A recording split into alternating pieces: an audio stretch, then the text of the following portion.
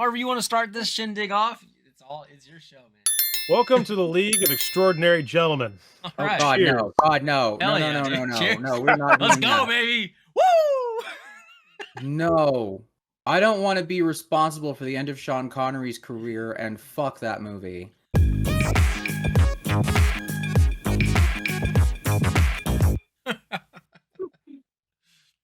think that was good. That was a power open right there. That's gonna be hard to duplicate. All right, well, how's everybody Great, doing? the How you guys stream doing? that will end 007. How we doing? I see a pile of Bright Lights bulk, I think, over there on Joey's screen. I got It's a bottle just, of one. No, it's all. It's every card I've got. It's one box of. I only got one box. Okay. It was an okay box, but actually, Bright Lights is just. I think every box is good if you actually want to play the game. It's terrible if you want to do anything else with it. Whatever. I'm baby poor. No, this is just this. I needed to clear out some bins. So speaking of bright lights, and I know that's actually been an interesting conversation just to randomly kick a topic off. You know, the conversation about value versus cost versus, cards. Like, I don't want to get too deep into that, but you're right. If you crack a box and you want to play, that's excellent. It's awesome.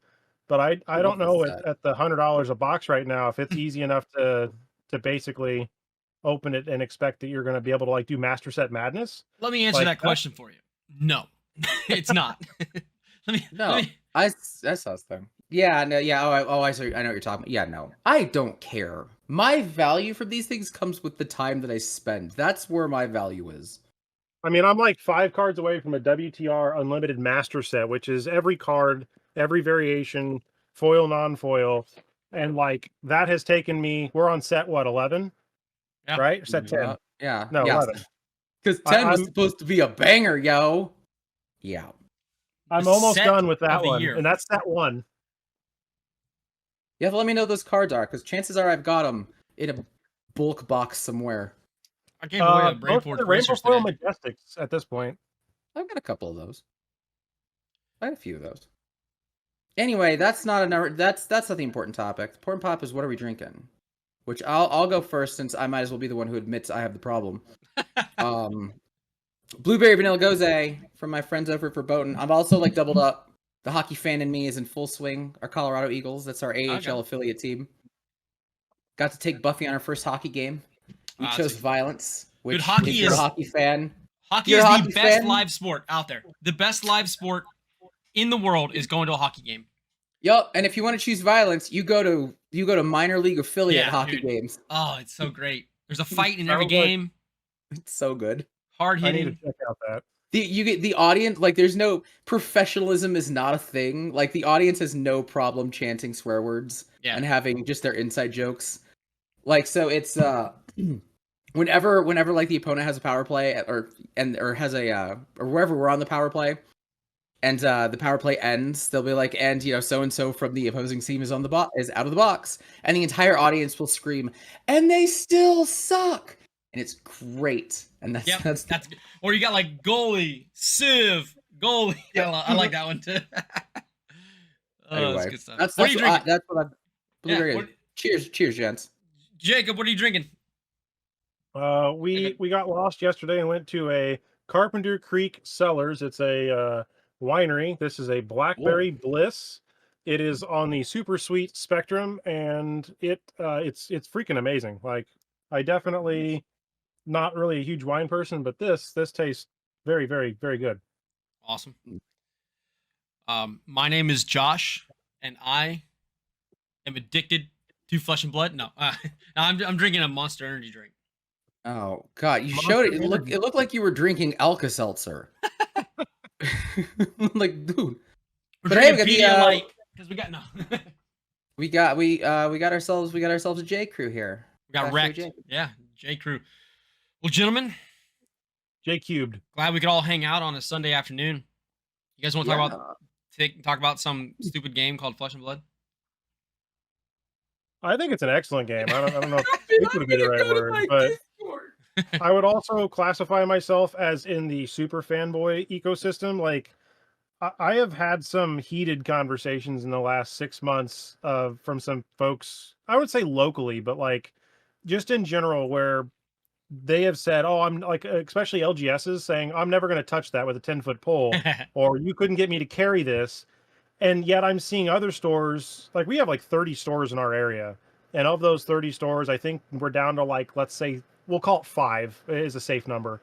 But of those 5, maybe 3 are where the community gravitates toward: Valkyrie's Vault, Gauntlet, Great Gauntlet Gaming. So that's like the other one. And then White Flag, which is another one around here. But I think they're actually omitting or stopping. But anyways, there's a couple stores that have championed it, and our community is big enough to fill those. So That's cool. Are you talking like in like a drivable distance? Or you're looking like your entire state?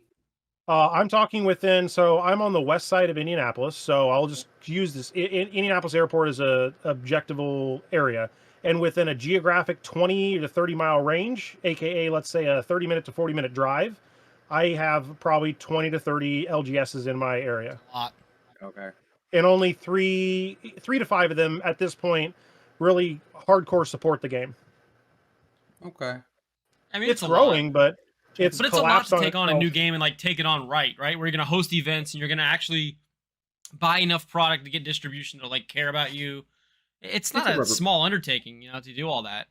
And it's a rubber band. It needs to be a rubber band. You've got all the stores that jump into. There's a lot of new super excitement, so everybody kind of jumps in to test the waters with it. So you say, "Oh, we've got a big growing community," and then you get into the day to day, right? You get the simple stuff, after the honeymoon phase, and it tapers off, and it bounces back as that core foundation brings in more people, and that sneaks in. It's just rubber bands.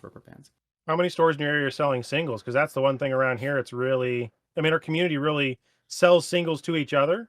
But we have one store that has a binder of stuff, but again, it's a smattering of things. Yeah, we got like 2 or 3 in the state that sell singles, and Lord knows they don't really take a lot of pride in their business on it. Well, for your coaxing, will you have somebody there that's going to be selling singles if somebody needs to pick something up on site? I think so. Well, all right. Like one, I know so. I just won't be. They won't have an actual designated space, but I know a few people who are backpack sellers. No, I'm partnering with our store Advantage Games, but I don't know what they're bringing out. Just because they're still wrapping their mind around the space that they have to work with. We're still working on that, but I know they sell singles. Are backpack sellers good or bad for any ecosystem? We're game agnostic. What's your thought, Josh? My thought, like, what can you do about it? Like, I mean, it's good because it shows that there's enough people that are interested to buy shit from some random person walking around with a backpack. Like, I think that's a good sign. Is it bad in any way? Like, what would the bad part be? A store is trying to undercut offering somebody like 50, 60% value for their cards, and this person's like, "Hey, I'll buy it from you for 80." From what I see, most stores buy really, really low, and then they try to sell really, really high. And not very many people in this industry are comfortable negotiating anyway. So that spread can easily be made up by a backpack seller. So I think it's fine. I don't think it matters. I like backpack sellers. I'm actually starting to get turned off to the idea of LGSs that put so much investment in singles, because they're so at the mercy of the state of the game that the experience they try to create suffers. I would rather a store that focuses on making events really worthwhile to show up and is able to build a community that way, because they're going to lose out to secondary market anyway. Yeah. They just are. So I would rather LGSs focus on building a relationship with customers and doing the things that backpack sellers can't do. Create a really cool space to exist. My LGS, I went up there yesterday to try to pick up a box because I wanted to get the new Jack-o'-lantern promos that were supposed to be available from October 28th through whatever. The problem is apparently the distributors don't distribute out these promos unless they are placing an order for new product. So because these promos are hitting in between like a product releases, my LGS isn't ordering product yet, and so we don't get the promo. So it's like, why isn't there a situation where they just send it out? That was poorly timed. That should have been had on the initial order. So we had to do this for Genesis. We had a promo for Genesis boxes for the J2 stuff, but we had to talk to the distributor at the time. We were even asking them to make an order for the thing and say, we are planning to buy a box promo, and we're going to get those to you in advance. And we printed them as part of the print run for the set, and we sent them over to them. But like, it had to be in that moment. Because yeah, you're spot on, Josh. It's like we missed our opportunity to buy the new stuff. So, and distro's not just going to send it out because he's and they don't have the time to go back and look in your past orders and say, oh yeah, no, we owe you 12 that we're sure we're going to get you to the 12 people who bought boxes in the past month from you. That's not a thing. That isn't a thing. Yeah, so it's just kind of a womp womp because I wanted to get them done. Like I wanted to go from there's 2 stores close by. I wanted to just go pick up like a box here, get all my promos, at least get like, because it's supposed to get 1 red, white, or red, yellow, and blue, right? So each box. I actually haven't checked with my You know what LGS. you need, Josh? You need to find yourself a good, reliable backpack seller. I don't want to buy the promos, man. I don't want to buy them directly. I want to buy a box, But oh, well. It's fine. It's fine. I ended up not buying the box, so save myself $100. I guess I need to go see if my LGS has it, because honestly, I haven't. I keep forgetting. I know it's getting to be Halloween, and I know it's right now. But there can't be many stores in my area that's going to even have that promo. And the only one I can think of that would have it, they're in the same boat. They ordered, I think they had like 10 to 15 cases of bright lights. So they probably don't have anything that they've ordered in the last week or 2, right? So exactly what's going on with mine. It's like all they still are piled up with like, the few sets they had plus bright lights. So like, why order more? I can't even get the UPF players kit out here somewhere, and that's aggravating the living crap out of me, because that's my main focus right now. Is I've shifted from CC, to more like Commoner and UPF. Nobody out here has the UPF players kit. Did you guys see the new edition? As in they ordered some. Y'all see the new edition? What, the Tomotai poster? Oh, the Tomotai, nice. Yeah, I got the giant 6 foot whatever. Now, how do you seek getting stuff like that? Do you just go to eBay? Here's honestly what happened is somebody in my Discord posted a picture of it and said, hey man, I know you're into this kind of stuff and this guy's selling it for $80. And I said, I want it. I said, I think we could probably get it for cheaper. I said, anything that you get it for less than $80, I will send you $80. You get it to me and you can keep the profit. So he got it for $60. He talked the guy down to $60. So he made $20 on sourcing that for me. So yeah, that's how we did it. Yeah, I've got those. I paid $100. Nice. I paid $100 for those.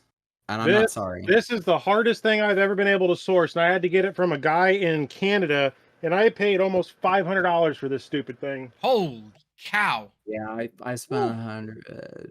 Jeez. They're going up at the coaxing though. So and you don't even have it up on the wall? Or are you just keeping it as a memento or what? No, it will go up. The okay. problem is the way my studio is set up is this backdrop is designed to be switched out. I have 5 different backdrops, a brick, a wood, and whatever. I need to redesign the hook system. And my fear is cool. because it's so brittle with the hooks, if I have something swing or if I run into it, I'm going to rip it. And that's an expensive rip. So yeah, mine's just going up the coaxing. I want to have it as an example when we do Fablorian. Like that's a good backdrop for Fablorian, cool. right? Like, really cool so, backdrop. I mean, the only other really expensive item I ever bought was, Joey, you saw that mat that I had. It was the Visitronic Model I that I brought. Actually, I think even Riddlerman, you saw it. I brought it to Baltimore and had all the people sign that. Yeah. That I paid, I think, almost $300 to $400 in European euros or whatever, because I had to get it imported, and I still really haven't found another one of those. So. Yeah. But that's the thing. I was buying these 2 years. I mean, it's scary to say, right? Like this has been over 2 years, so. Yeah. Maybe prices have dropped, and hooray if they have, right? But some of these items, I can't find a lore book. I know somebody who has one, but I know you don't want my copy. I know somebody who's trying to sell me a lore book, but I just don't like the price yet. So, is it like $2K? Because everyone keeps it's like $1,500, $1,250 is kind of the lowest I've heard offered to me. See, that's the problem, right? Like I want one, especially just to have, right?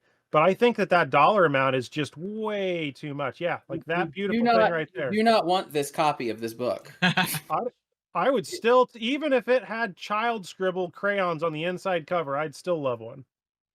Yeah. Wait a couple years. That might happen whether I want to or not. Yep. We'll work a deal out. I'm patient.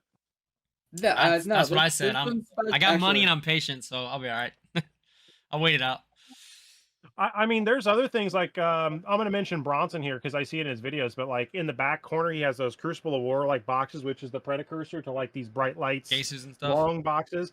I don't have any of those. Like I've been looking around for some of those because I think they were a content creators special box at one point that got shipped out, or somehow they existed. The real present from that is this. Yeah. That's the true. Oh, is it a handwritten letter? The James, yeah, That's that James get sent me. that thing framed. What do you guys think about the guy who sold his handwritten letter and his promo? Oh, that lore book that I saw that went out. Or I don't know. It something? wasn't a lore book, but it was like whatever. I guess he Oh, sent it to the Fluke and Box and was like, "Hey, like Screenshot commission Underground sell it." playmat. I feel sad that somebody would sell a piece of history like that, in my opinion. But at the same time, if finance, I don't know the guy's situation, Yeah. but like if finance is called for it, right? Yeah. Then sell it. I mean, if it's the last thing you got to sell, I just feel like I don't know. It's something about me with gifts. I don't know. I can't ever get to the like. That's one of my problems. Like I would keep gifts that I didn't even care for forever in my house just because they were gifts. Somebody thought enough to give it to me, so I was like, I'll keep it. But yeah, who knows? There might be medical stuff, family medical. You just had to dump everything. Yeah, I'm really hoping I don't have to get to that point. Yeah, knock on wood, right? Remember your Genesis letter when I signed up to do something? I think you wrote a handwritten letter to me, Joey, with that box of stuff. I have that sitting over here, and you know it's in my kind of keepsake collection of. Honestly, I think when it comes to content creator kind of program stuff, that stuff carries so much weight. So I was a part of the first two content creator kind of giveaways that Fab did. And it's night and day when you think about the first one and you get a handwritten letter and like, hey, thank you for being a part. And I hate to sound kind of like an ungrateful jerk, but it's such a gut punch when you get a Word doc that was clearly just kind of copy pasted, just replace a name and not even a signature at the bottom for the second, because that's what I got for the second one. I mean, it is what it is now. Like, I was they're like, too big, I haven't seen any of those I'm gonna fight you on that one and say not to even put a damn signature on a piece of paper. I mean, I got you, but I don't think it's that's not the focus anymore, right? No, it's not. There's still was the first one that's a conversation I don't want to have on this stream. That's not one you guys want me to get into. But there is, at the end of the day, no matter what, there is something that is truly just. I will cherish this more than I cherish literally any other thing that I own. There is no card, there is no promo, there is no product in the world that will ever beat having the publisher take the time to talk to me directly and put pen to paper. Yeah, my version of that sentiment was at Baltimore, where I got to get on stage and sit with James White and have a one-on-one conversation. I mean, that to me, while really undocumented, so to speak, was probably one of the most memorable things to be able to shake a hand and ask questions like that. That means a lot. I didn't get to do that either because I went to meet him on Sunday, and the guy running the venue for Star City Games was basically like, "Hey, we're gonna make this short and quick and fast. Please just go up there, get your autograph, and walk on, and don't say anything, don't do anything." So it was kind of like, "Hey, how are you? Okay, bye." But I'm guessing James White was probably worn the hell out of a whole weekend of doing that and just didn't want to have 15, 20-minute conversations or whatever it was. I mean, 5 he's minutes, like a 10 minutes. machine, from what I understand. He was up all hours and adrenaline. I mean, you guys both know adrenaline does a lot. Yeah. Until you come crashing down. That's oh yeah. Here's the downside to this glass is it's awesome, and then I have this stupid crap on the back. So I apologize to everybody. I am not drinking water. I'm not drinking Alka-Seltzer. Are you gonna have coaxing glasses that we get to take home? Mm-hmm. Oh, nice. I am. Coaxing glasses. I've got for Josh and ship him one, unless you can do that. No, Josh started getting for being a part of the I love the framing of this because of the wonderful pun. I'm sharing around with Josh. And so for everybody who shares around on the live stream, I'm sending them a whole thing of swag. So Josh he gets a glass, a playmat, a shirt. I can't wait. Whatever else I cook up. I'm gonna sport it all. I got a question for you guys. It's a thank you for sharing around with me. Even though I'm not going to be the one on the stream. What do you guys think about this new, I don't know, I kind of trying to create ways to add value to people that are channel members on YouTube and stuff. So I created these dog tags. I'm jealous. I'd like one, but I need to these little sign dings. up for the... Oh, those are cool. And they're serialized, so there's only going to be 100 of the black ones, and then the VIP ones are going to be these red ones. Oh, nice. There's only behind it. 50 of those. Right? So it was slick. One is for people that have supported the YouTube channel and the community just That's the VIP one, obviously. And then the black one is for people that have been like a channel member for 3 months, and I'll probably go up to like 25, 30 of them handed out, and then I'll switch it up to like 6 months or something. So it just kind of keeps them existing for a while. But I don't know. Go, That was like, a cool share, little thing. subscribe, and hit the bell for Josh. Get him up to 1,000. Gee, we're getting there. We're getting there. We're grinding. What are you at? 7? Yeah, pretty much. So Nice. almost. Joe, you're over a K, aren't you? No, I'm not. I'm at like 9. Oh, really? 60, 970 something, which is going to be really funny to not crack 1,000 by the end of the year. Was that your goal? Was that a goal? Which I really don't mind, because it ends. It's just going to be used for like live streams of. It's probably not going to be used for live streams of coaxing after this year. Okay. I'm going to switch over to something else. Yeah, when you have a kid, your life kind of gets turned upside down. That really has nothing to do with it. Has zero to do with my decision. Zero. That have anything to do with your time and your ability to do extra stuff? No. Really? Honestly, because I would have no problem with that, because gosh, All right. the types of videos that I could make with like an up and coming kiddo and just the jokes. She just sat in her high chair, like for the first time. Like, granted, she had some support, but like I immediately was thinking, oh, it'd be fun to put like a fab playmat in front of her now. She's sitting on her own. Like, no, trust me, I thought about content ideas with it.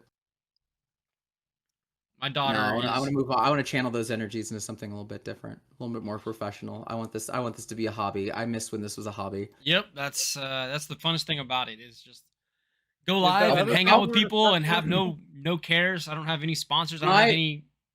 My content creation will be the coaxing stream. Yeah. And it's gonna scare the crap out of everyone, and I'm so excited for it. It'll be a lot of work. It'll be good. Well, yeah. I think I've seen a little bit of behind the scenes and some of the stuff you showed me, and to put it bluntly, I appreciate the people that are doing the content currently, but when it comes to live stream performance and setup, like if you've been to a corporate conference, right? I don't know how many people in our ecosystem have been to those, but Joey's vibe has like a almost polished corporate feel in a weird way. I don't know if that's maybe a bad way to describe it, but it has these extra bits that get you much more engaged, in my opinion. And I'm leaving it very open-ended on purpose. I don't want to spoil anything. Yeah. It's gonna be fun. It's gonna be fun. But I'd rather do that. I want to shake the system. I want to create good experiences. You guys can handle the content creation. You guys can keep tabs on the news. I feel like a charlatan anyway, being like, oh, I'm going to present like a fab expert, and like I can't really play much anyway. Here's my preparation. About 10 minutes before going live, I'm like, what the hell am I going to talk about today? We got to figure out something. We got to figure out something to talk about. That heavy hitters one took me 5 hours to write, shoot, edit, and publish. Yeah, it was bad. It was gonna watch. I liked your little jokes. I'm excited for that. I'm so excited for heavy hitters. I'm glad that for the second time in a row in a core set, we're seeing the kind of stuff that we're seeing with, or third time in a row with core set, we're seeing something. It's gonna be a good set. Joey and Josh, question. Do you think that because the game has now kind of progressed out of its earlier sets, and heavy hitters, in my eyes, and I think Josh hinted at this as well, seems like it's almost like a WTR 2.0 is maybe a way to word it, right? Yeah. That's what I said. Yeah. Phrase. Do you think that they're kind of re-releasing some of this because the game has progressed and they can kind of reintroduce certain characters and themes in a more manageable capacity post Bright Lights? No. I don't think so. That's my short answer. I'll let Josh, if you got a short answer, Josh, because I don't think I didn't also see your video. Our underpowered sets the norm. I was like, oh, buddy, don't make me comment. I think it's just it gives them a chance to develop something new, to change the fundamental way you look at every single card that exists in the game. Every single time they come out with a new card that plays into another mechanic, it's just a new interaction that has to be exponentially calculated for all the other cards in the entire game. I don't buy this idea that they're underpowering things. I think they're just incrementally giving you new options to build decks and to try heroes and archetypes and see what you like. I shot Gottlieb a message after Bright Lights, after my pre-release, and it was just a big thank you. That was basically, and here's the way that I'm putting it. And why I don't think it's like a WTR 2.0. with a couple of years now of experiments and things like that, I think that they have now found the charm in their mechanics. That's what Outsiders, Bright Lights, and so far, even the nothing we've seen from heavy hitters, they've found the charm in the core mechanics to take what they have and say, let's not work on like power and not even synergy. I can't even say synergy. It's just, let's just try to make these mechanics fun. Yeah. Hell, in wild ways. My wager's going to be a freaking bomb. I'm So, excited. Joey, It's going to be great. I The sent dual you the class- other day a little snippet of a spreadsheet. Actually, I think Josh has sent you this as well.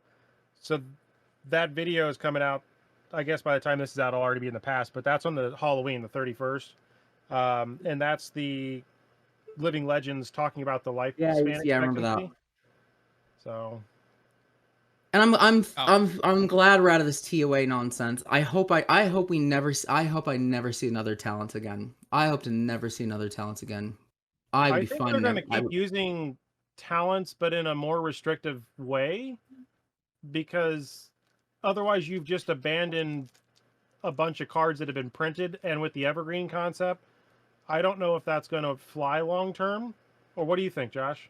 My question was going to be, do you think we ever get to a point where we are in a rotational period in the game? Like, do they ever obsolete sets and just say, hey, look, moving forward, build your Warriors, Guardians, and Brutes around heavy hitters, and we're no longer accepting Welcome to Wraith cards. But then you would get rid of, like, E-Strikes, and you'd get rid of, Tunics, and I guess they can't really do that, but they'd have to redesign the game around that, but I don't know. I feel like that circuit breaker. I feel like the game is getting a little complex. When I first started, I felt like the game was pretty simple and straightforward.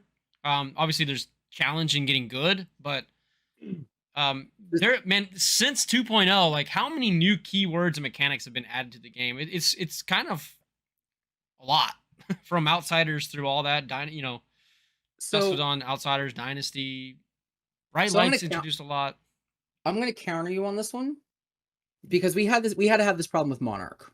Monarch was just a massive, complex batch of crap. Yeah, Phantasm, Spectra. What else do you have? Like Soul, Allies, Auras, everything, right? Like, so the thing that I'm okay with, like, keywords. I'm okay with complexity on the cards and keeping the core mechanics simple. That's a good game to me.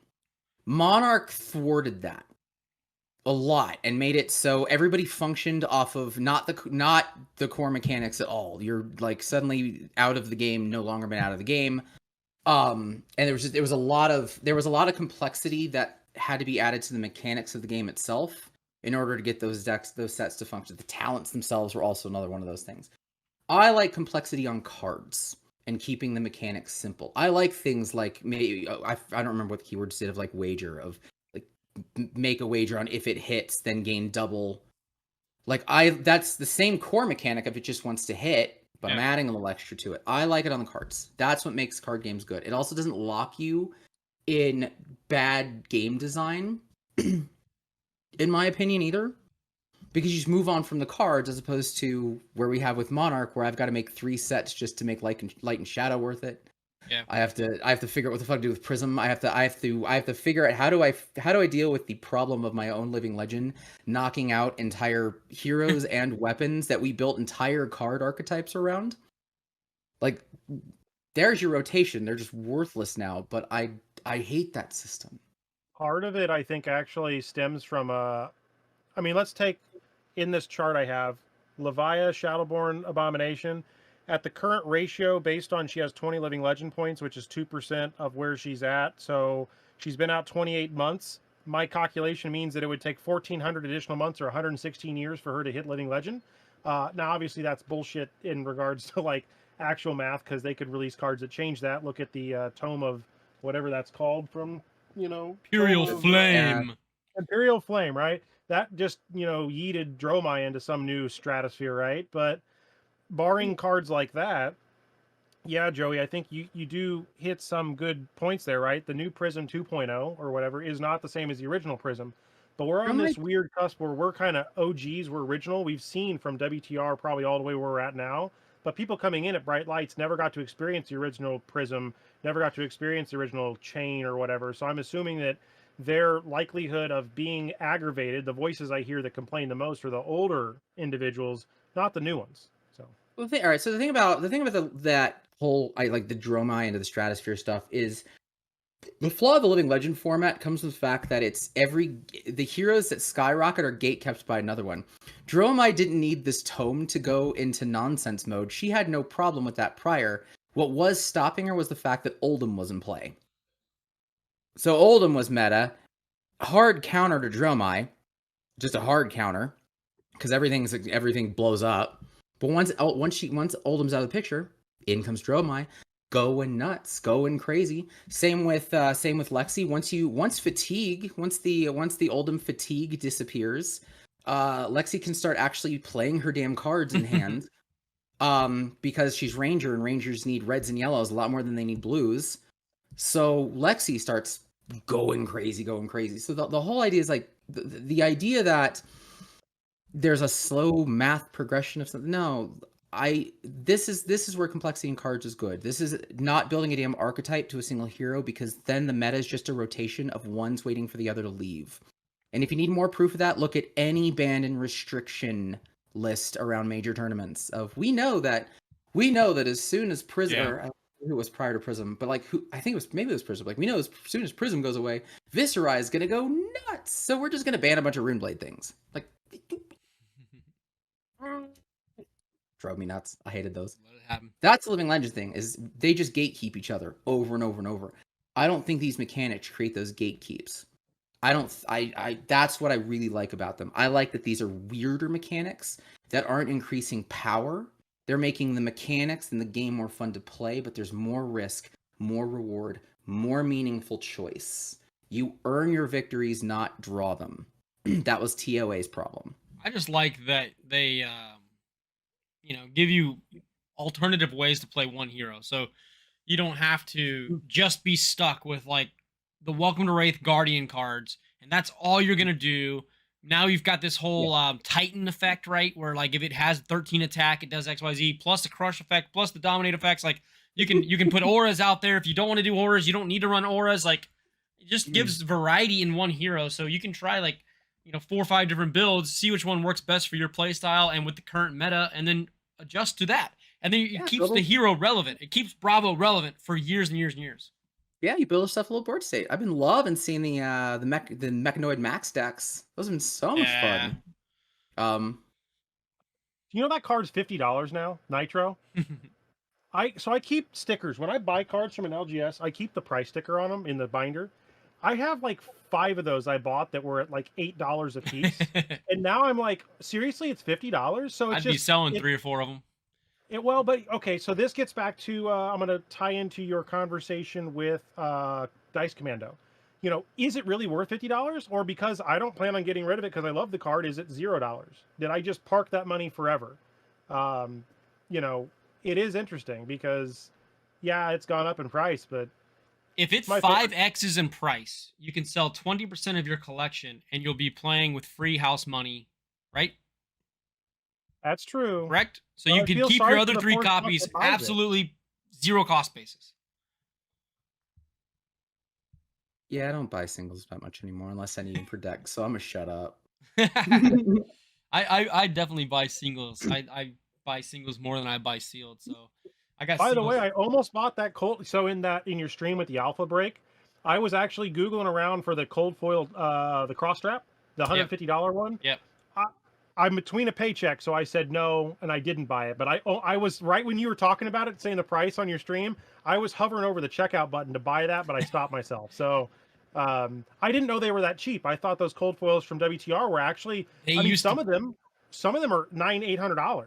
They used to be like the lowest price ones were like 250 plus, and now they're down to like 125 for some of the lower cost ones. Wow. But that's the thing. I'd rather buy a guaranteed cold foil than 1 pack at this point. That's exactly my. Okay, anyway, I'm gonna go on a tangent about the market, but like, there's this whole stream is tangents.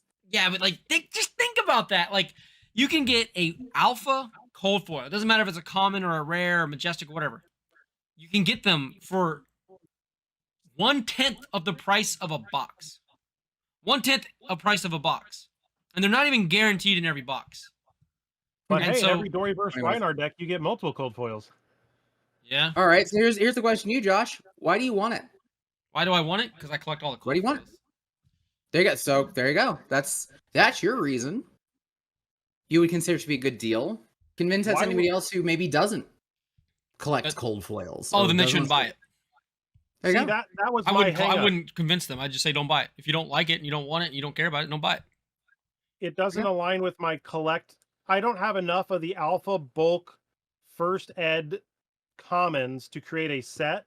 Ergo, to me, there's no point in owning those, non-dash, because dash is my main character right now, or mechanologist cold foils. Now, Goliath Gauntlet, that's an exception. That's a piece of equipment I would run, but that one's several $100s more than that cross strap.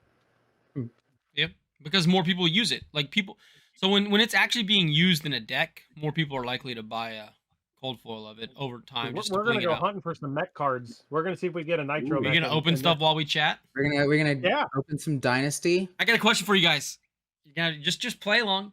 Answer the question. We're talking about human beings here. Who is your hero in Flesh and Blood right now? Of a player, not like a creator. Oh. Who's the hero of Flesh and Blood right now as a player?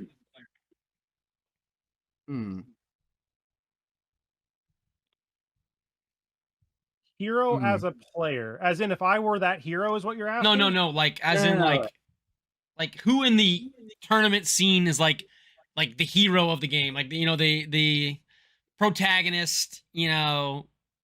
Oh, just okay. Oh, we're playing heel face wrestling. Yeah, we're going back to the heel next. But I'm just curious, who do y'all think is who's your hero, and then ultimately who's gonna be your heel?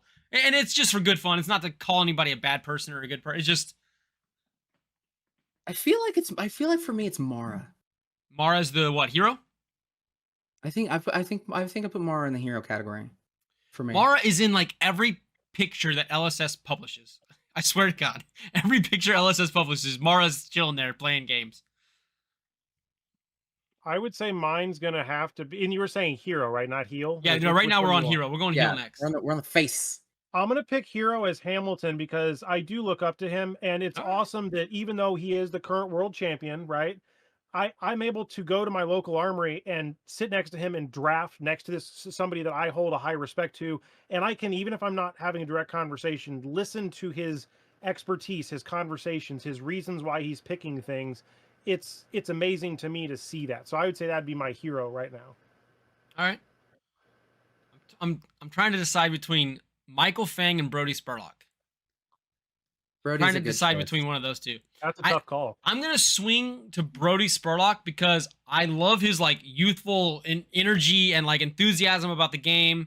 He's always around. He's an extremely nice guy if you meet him in person. He's a very fair and fun competitor, and he kills it on the broadcast whenever he gets a chance to talk about the tournament match that's going on that he's broadcasting. So I think Brody Spurlock's gonna be my hero in the Flesh and Blood scene right now.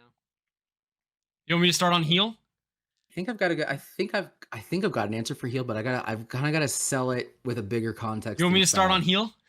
You do a heel. All right. Again, just not saying you're a bad person. Just the archetype that you're gonna fill in my mind. I'm gonna say Lucas Oswald is my heel. Okay, I'm not for the same in a way the same reasons that Brody Spurlock is my hero. I'm choosing Lucas Oswald as my heel because he's very young. He's very arrogant and cocky. He obviously plays well. He does well. He performs well. He just won the Battle Hardened. But he's also that. He's that kind of arrogance that's not the same type of arrogance as Brody has. You know what I mean? Brody knows he's good. Lucas knows he's good. But one kind of lets you know he's good, and the other one is just. And I don't know that's why. And I think that his arrogance and being so young and he's also a little bit louder than Brody, and a little bit more outspoken. I think that I could see him being the the villain one day. Right, I have to go next because I have to play off that. All right. Because that's a little bit of my thought for mine. Which again, these are all in kind of good fun. On if you were walking into Worlds and you had theme music, and I listen to announcers talk about you. I know your place in this space, and I've got to give that to Dagan. I got to give it to Dagan White. Because he is another one of those, like, I can walk into anything and I own you and I own this. And he does. That's the thing. He walks into any game and is like, oh yeah, no, I just won this random games like national championships. I'm like, okay. Like I put him in heel category for no other reason that he's just that person you walk in, is like, I have all of you under my thumb. Let's go. I got this. Don't even try. That fits with Lucas don't too. even try. In Lucas's interview at St. Louis, he literally was like, yeah, I had 5 mirror matches and I won them all. Like, it's just like, it's not like he's rude. It's just, he's just like, you know, he's like, yeah, of course I won them all. What did you expect? You'd be like, I don't know what you're doing here. Yeah. Why'd you all show up? Like, to my tournament? All right, who you got, Jack? You know, this is going to be a real hard one because I don't necessarily focus as much outwardly on negative things, right? Or that. No, this is negative. Well, no, that's not what a heel is. They're a disruptor. Heels are disruptors. My first thought, sorry in advance, would have been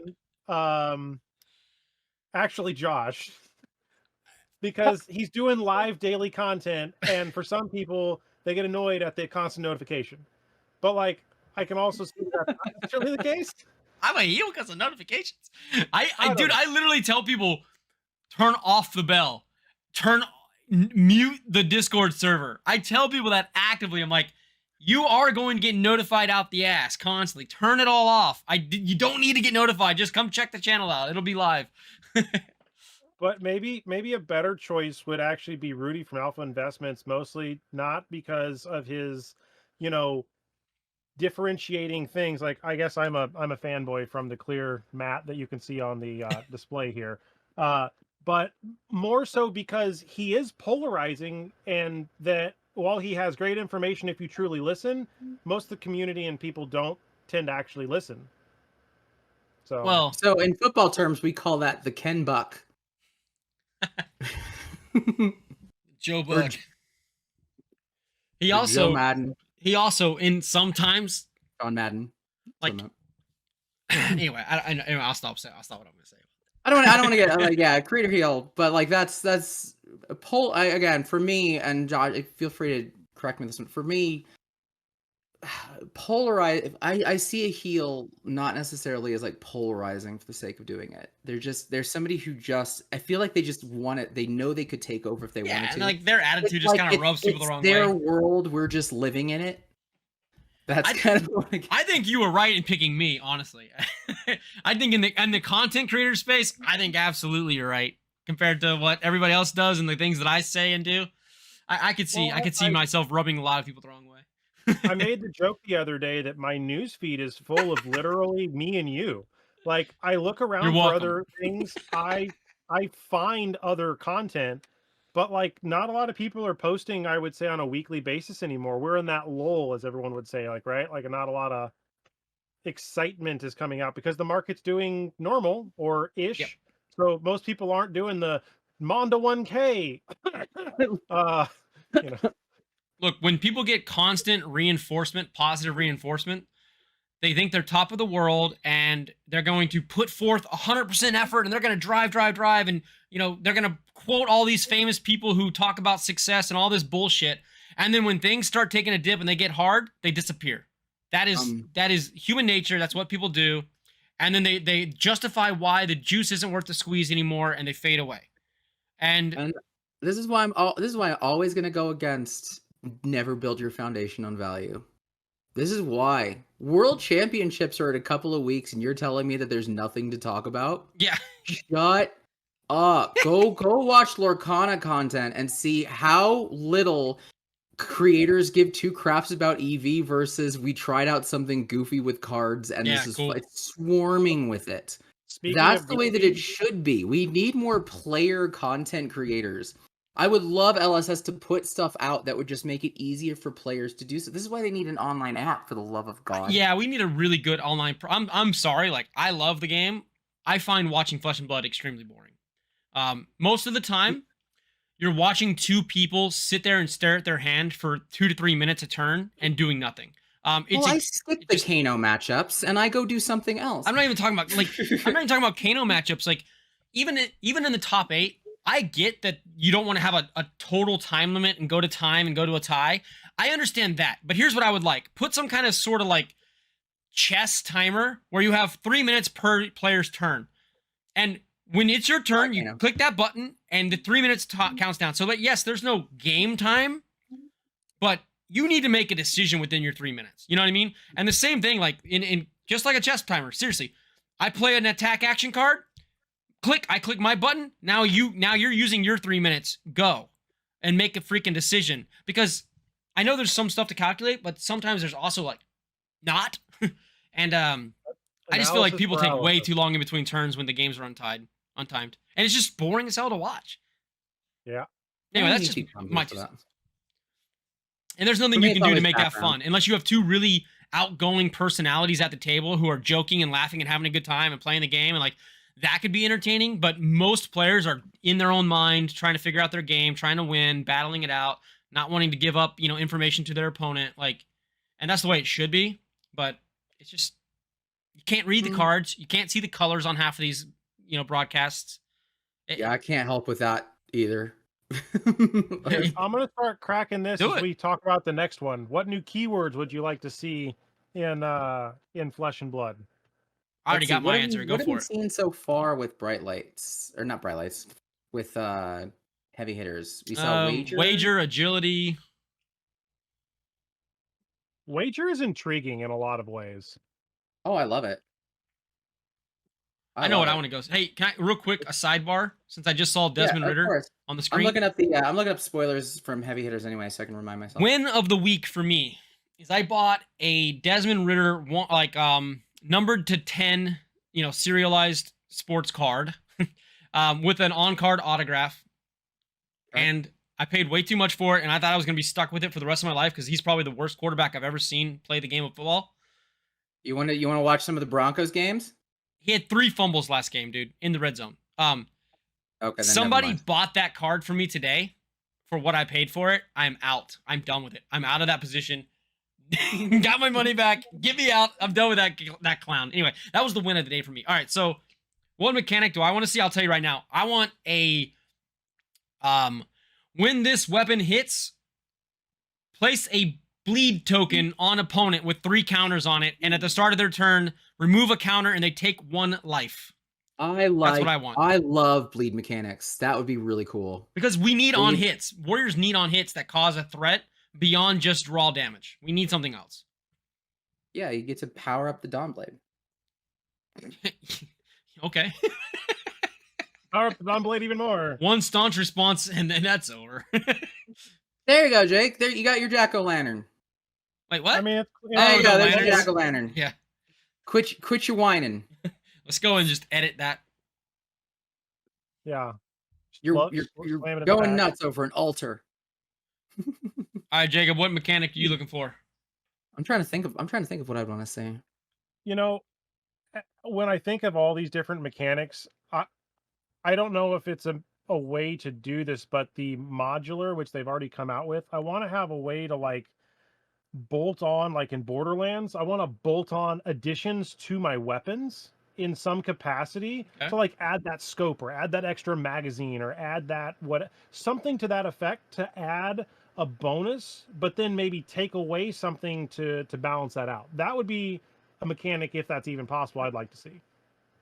But it's not a keyword, so maybe that's... So you could do something like in World of Warcraft, you have like weighted stones or whatever that cause like increase your attack damage but reduce your attack speed. So like in a sense, it would be like add +2 to this 2-handed weapon. However, it costs 1 more resource to swing. Like it's we did that in I think it was the Radiant. There was, when was it? Maybe it was in Dynasty. It was the reduce the power of an attack by 1, but also reduce its cost by 1 resource. It was I think it was a chess piece. I think it was a chess piece. Hey, Swell Titans. That card that doesn't get played. That artwork on here is freaking amazing, though.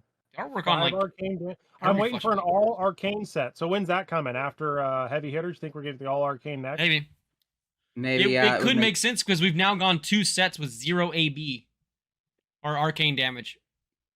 I don't miss it at all. Because, well, let's see. We have the rumors of the all arcane set, all mage or wizard set coming out, and then I think there's rumors of a transcendence / Mysteria ninja set still in the works. You know. What about Alchemist? When's that coming? Who? That Alchemist needs to be PvE. That would make sense. If Alchemist shows up, as an actual 1v1 archetype, you're gonna have the same problems that we had with Ice. You're gonna have all control and nothing else, and the value of a card in hand is gonna get so skewed in the worst ways imaginable. It's gonna be a miserable meta if the thing is good. I wonder if you could build Dash to be an alchemist. Play potions off Dash the top is deck the Star Trek free. computer. Hey, there we go. Cold foil ledger. No, it's just a rainbow foil. A rainbow foil ledger, nice. It's legendary. So that's neat because, again, if you think about it, the way they're structuring stuff, and I just was talking about this, you can structure a dual class card with, let's say, legendary, so that you can still have it in multiple classes, but then restrict it. So I'm curious if they're going to implement stuff like that. Maybe. They've got pretty much anything, unlimited things that they can do. I want to see... I want to see Thorns. Thorns, okay. I want to see a Thorns mechanic. I don't quite know how I want to set it up. If it's like kind of a preparation for an attack, like something that you can only play it if you did not attack this turn. But if you get hit back, damage is done to the opponent, regardless of whether or not you block the whole thing or not. I think it's almost like, it's kind of like, kind of getting, it's kind of like what Guardians would normally do, of just kind of like getting ready, kind of just bracing themselves. That'd be cool. But in something like a Brute, where it's a little bit more reckless, I can kind of see it. I think it'd be kind of neat to see if you didn't attack, if they come after you, then then they're gonna get hit back. And I think this really fun shenanigans of, hey, I can set up my hand a little bit, and only with a melee weapon too, right? Because why would you get thorned if you shoot them with an arrow or you shoot them with a spell? Yeah, exactly. Yeah. Exactly. Yeah, that sounds like a Guardian aura for sure. Play this aura, and then if the opponent, while this is on the field, if the opponent attacks you with a one-hand or two-handed melee weapon, they get dealt 1 damage or something. Yeah, something along those lines. +1, +2. Is that considered physical damage, or does that also apply to something different? Like, do they say the same? Is there an instance of arcane with a plus? Because I'm curious if there'll be some mechanic that applies to like a +4 where it says defense, or +4 to physical attack versus arcane attack. Well, actually, I think I'm going to add to it. Thinking about the thorns, the idea of the aura, I'd set it up in a way where I'd have the aura down. When you are dealt an attack, destroy this and do 1 damage to the opposing hero. Yeah. Like they break your thorns. At the start of your next turn, destroy this and gain +3 to your attack. So that way it's kind of that risk of like, you're taking something no matter what I do, but I'm going to hit you back. But if you don't hit me and deal with that, I'm hitting you even harder next turn. Yeah. That'd be cool. That's the risk and reward. Yeah, I like that. That'd be really fun. Go ahead and take the 1 damage and destroy it now rather than dealing with another 3 on the next turn. It's basically it's just the thing I love about Intoxicating Shot, which is my favorite card in the game, and it's not even close anymore. It is cool. A 12 attack Savage Beatdown, because that's going to be useful coming up. Everyone of them did. Let's see. Play only if you discarded. As an additional cost, you can discard a random card. So it's basically you discard 2 cards effectively. Well, Yep. You had to. 2 cards have to have been discarded. It can come in for 12. There's easy ways to do that, but really, just arsenal that. Do a discard mechanic like a Blood Rush Bellow, and then you play that off of a Blood Rush Bellow or something, and just a nasty attack. You can do that in KO, and you pull that out in a KO deck, and it gets gross. Yeah, I want to see a lot more of those. I gain a benefit if something happens. I also get a little benefit if something doesn't happen. It's just a little bit worse. It's just a little, it's a little bit less. I love that kind of stuff. That's what made Outsiders so goddamn good. That's fun. Do you guys think that we should stop having every card be legal in like tournament CC? Like, should they get to the point where they start making cards explicitly that say, UPF only or non-tournament legal? Video on this. I 100% believe they should. I think Bard is a missed opportunity. I am so sad at the fact that the entire point of the entire point of Melody is to build up a card that is normally worthless, but it gives you an excuse to pitch cards. Yeah. I feel like that lore just sucks. Just flavor-wise, that just kind of blows. Give me weird bonkers UPF. So based on this conversation, are you saying that you feel like they kind of had to tone down the flavor of some of these cards because they knew that people could actually use these in a tournament UPF event or something? So honestly, part of it could also just be the fact that maybe they don't have time to. We've already seen it with Tales of Aria, where they were just like, "Hey, we play tested the limited version of this a lot more. Maybe they just don't have time to play test to the point of getting individual things like this." Because we've already seen Blitz only cards. They're the mentors. You can only play this if your hero is young. Yep. But that is kind of restricted with a keyword though, like young. Yeah, it's still Blitz format. I mean, they could just as easily put UPF at the bottom of a card, and well, they now could it's say you UPF can only play this only. if your hero's life total is 20 or less. Like that would be a way. You transform to a Blitz deck when your hero gets below 20 HP. Take the extra copies of each card out, please. No! Hey, how hard these are to hit. Like it sounds ridiculous, but my first case and a half of Dynasty, I didn't see a single gold on launch day. I think I've got one somewhere. They're few and far between for sure. You know what's not few and far between? Embodiment of Earth and Embodiment of Lightning tokens in Dusk Till Dawn boxes, which makes absolutely no sense at all. But anyway. Dusk Till Dawn makes no sense. The whole set makes no sense. I would be willing to bet the house. Ooh, there you go. Nice. Well, it used to be a great hit. It used to be great. $6, baby. $5.50. I would bet the house that Dusk Till Dawn was designed as a limited format set that got the rug pulled on it at some point, and then they said, "Hey, we need to throw in a whole bunch of cards to make this a complete sellable set." And so they just added a bunch of just junk. I mean, why else would we get like Oldham and Briar cards that they're both out of the format anyway? I'm with the masses that feel the same way. Honestly, I feel it. I feel with you. It was a full set that just got the rug pulled. Skull Crack, baby. Yeah, it's a good card too. It's gonna be so much fun seeing just so many random brute things. Dynasty and like I know that people who are like truly competitive are gonna be like, this stuff is boring, but everyone's gonna have a blast the first time they try it out. And I don't really care about their feelings, honestly. Well, that's where they get the whole argument about the underpowered stuff, right? Their whole argument is that I'm not adding any of this into my competitive top tier meta deck. So what is it? Hey, nice. Speaking of thorns, but just not as good. That card can get me killed a lot. I mean, I was really hoping for like the mech, but I was I had my Riptide out. I was playing against Akatsu doing the good old dishonor line. And I got him down to 3 health, and he played a whelming. I forgot, he played something. It wasn't a whelming. I think it was the bonds. And I hit him with a trap. I hit him with a tripwire trap, so he was down to 2. And then for some reason he decided to buff it. I was like, oh cool, I got a boulder trap. Nice. And I had something else in hand that I forgot what the other one was. The inertia. I had inertia trap. So I was like, I'm just gonna kill you now. So I was able to knock him down with. I put 3. I blocked for 11 on a 4-powered Bonds of Ancestry. It's like, we're fine. You know, sets don't really seem to hit the same as these. Like, I would say Dynasty and Crew. Like, it feels different. Like they've changed the way that like even Uprising feels much different than the newer sets. Crew is still one of my favorite sets to open. I think it was one of the best examples of supplementary, and I think because the game was not complex enough, that I'm getting just some really cool explorations.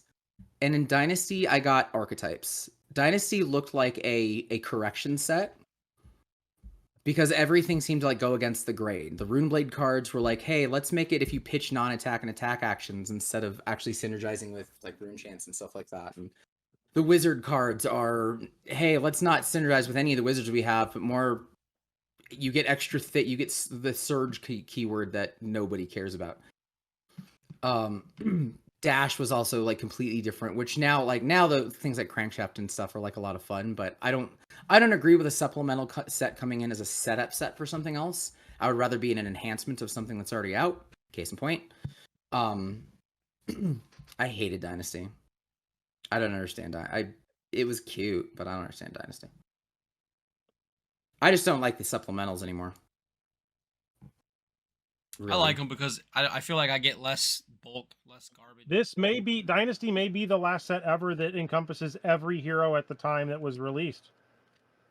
Maybe, but it's just not enough.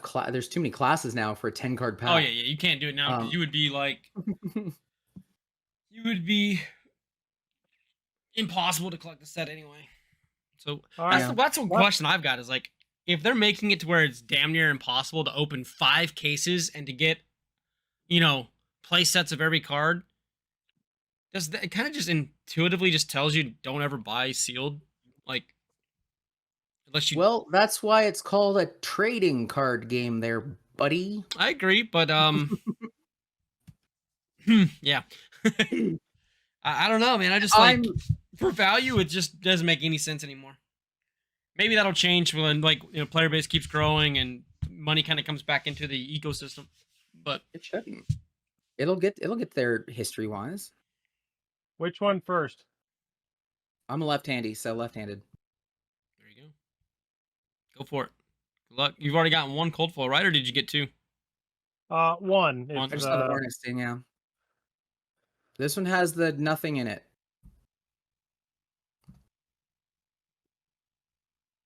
We all wait. We're all waiting. Told you. Yeah, now it's last pack magic. Bottom left, guaranteed Rainbow Majestic. Emperor? No Emperor. No Marvel Emperor. That's what I do with the dragons and the Marvels angels. Are single-sided, aren't they? No, they're double-sided. That's the whole point of the Marvels. The Marvel Emperor is beautiful. Hey. Or the Tiger. Not bad nowadays, and I still want to get Typanis, the Judgment Marvel too, because the backside is a full art of him as well. I've got Icelander, I've got Starvo, I've got Yorick. I don't have any of the Black Label foreign language ones, but I think I want to get the Judge soon. Are either you judges? Are either of you judges? I think I'm on level 0. I'm a level 0. I tried the level 1, and then they did something where they paused the test. I couldn't keep taking it. And then I was like, I got a lot of control. Yeah, so I think it's back up now. I see the Judge stuff talking about how the tests are back available and the questions are updated and all that stuff. They've been working on their system for like upgrading. We just had a judges conference, so we learned a lot about the things happening with the judges program and their revamping. Basically trying to create an entry into level 2 so we don't have weird just anybody who's any judge can show up at any major event. Okay. They want to create a pathway to basically get you experience in those kind of major events, just because as a judge you're either the stakes are incredibly high or you're judging like 6 different formats at once because you're like doing calling and you're just doing like the side event things. So they want to create a system. That's cool. Did y'all talk about the promo packs in that conversation? We talked about that we liked them. Okay. It was a lot of handling. It was judges help. It was judging, teaching judges. So like I did a presentation on community building. We had somebody who talked about just obscure judge calls. We had somebody who talked about just interpersonal communications and those things. And then we talked a little bit about like the actual judge program going from 1 to 2 and what they're trying to do to give people that level of experience, just because the game changes so much when you're suddenly judging like a pro tour versus even like a pro quest. Yeah. It was good. You got to know every class, because you can't, like, I couldn't judge right because I don't really know how Prism and Soul, and like I'm not that good at those interactions. So that's an unfair blocker. And even any judge will tell you that's an unfair blocker. It's having basic understanding of the basics of the game, but also being really good at kind of knowing where you can find information. But aren't you expected to give an answer, like a call within 30 seconds or something, I thought? That'd be nice. You can get the head judge to help you out too. It's like sometimes you need to assess a situation that it's going to take longer than 30 seconds to explain. But that's why they give judges the ability to grant extensions. Like I had a call. The last call that I had, that was one that that we flubbed up, but even level 2s flubbed up, and it was really hard. Was the Dorinthia call, where it was Steelblade Supremacy and Refraction Bolters, both hit at the same, both kind of go off sort of at the same time. Person says, I'm going to draw from Steelblade Supremacy, and the opponent suggested that they missed the opportunity to say they were going to go again. They wanted to draw the card to see whether or not that was going to, and see if that was going to influence their decision. And the opponent was like, no, you kind of have to announce the triggers that are hitting, and then you have to announce the triggers are hitting. If you miss the window to say this trigger fires, you've missed that window. It was a really logical explanation. And everybody screwed it up. I asked level 2, like I was even asking level 2s, like, what do you do here? Did they miss the window or not? And they said they missed the window. That is not true. That was wrong, because we just didn't think about how Refraction Bolters worked. Because Refraction Bolters isn't a trigger. Or I should say, it's not a manual, or it's not a conditional trigger, or it's not a like a trigger I have to activate. It is an automatic. It happens every time. You just choose how it resolves. And that's where we all got ourselves a little screwed up. And we got it wrong. Everybody got it wrong. But it took a long freaking time to get that one right. And we still got it wrong. But I granted an extension. And I apologized profusely and gave him my judge sleeves, because we got it wrong. And it was the difference between getting in top 8 and not.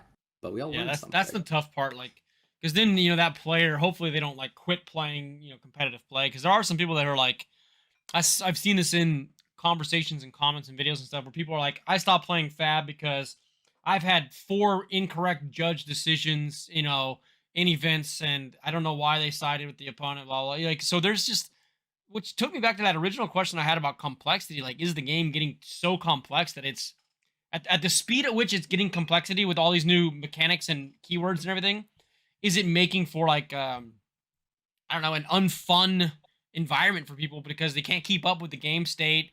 You don't know what's going to happen to you with all the different heroes and the different mechanics. And I think I want a cheat sheet now. Like, this is one of the things I want to ask Joey before he can't take saves us notes in the community.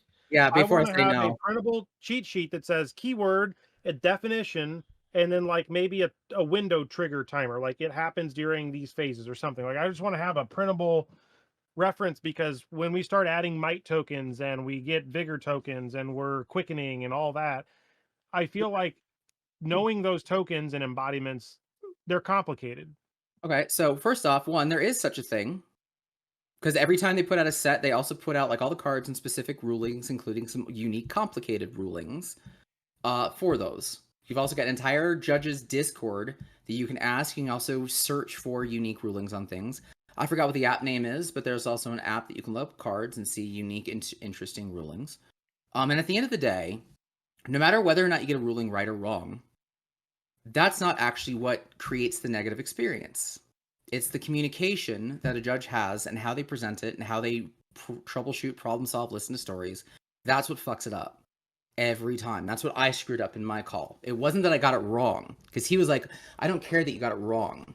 It's how you did the research and how everybody and their mother got to come in and have a conversation about it.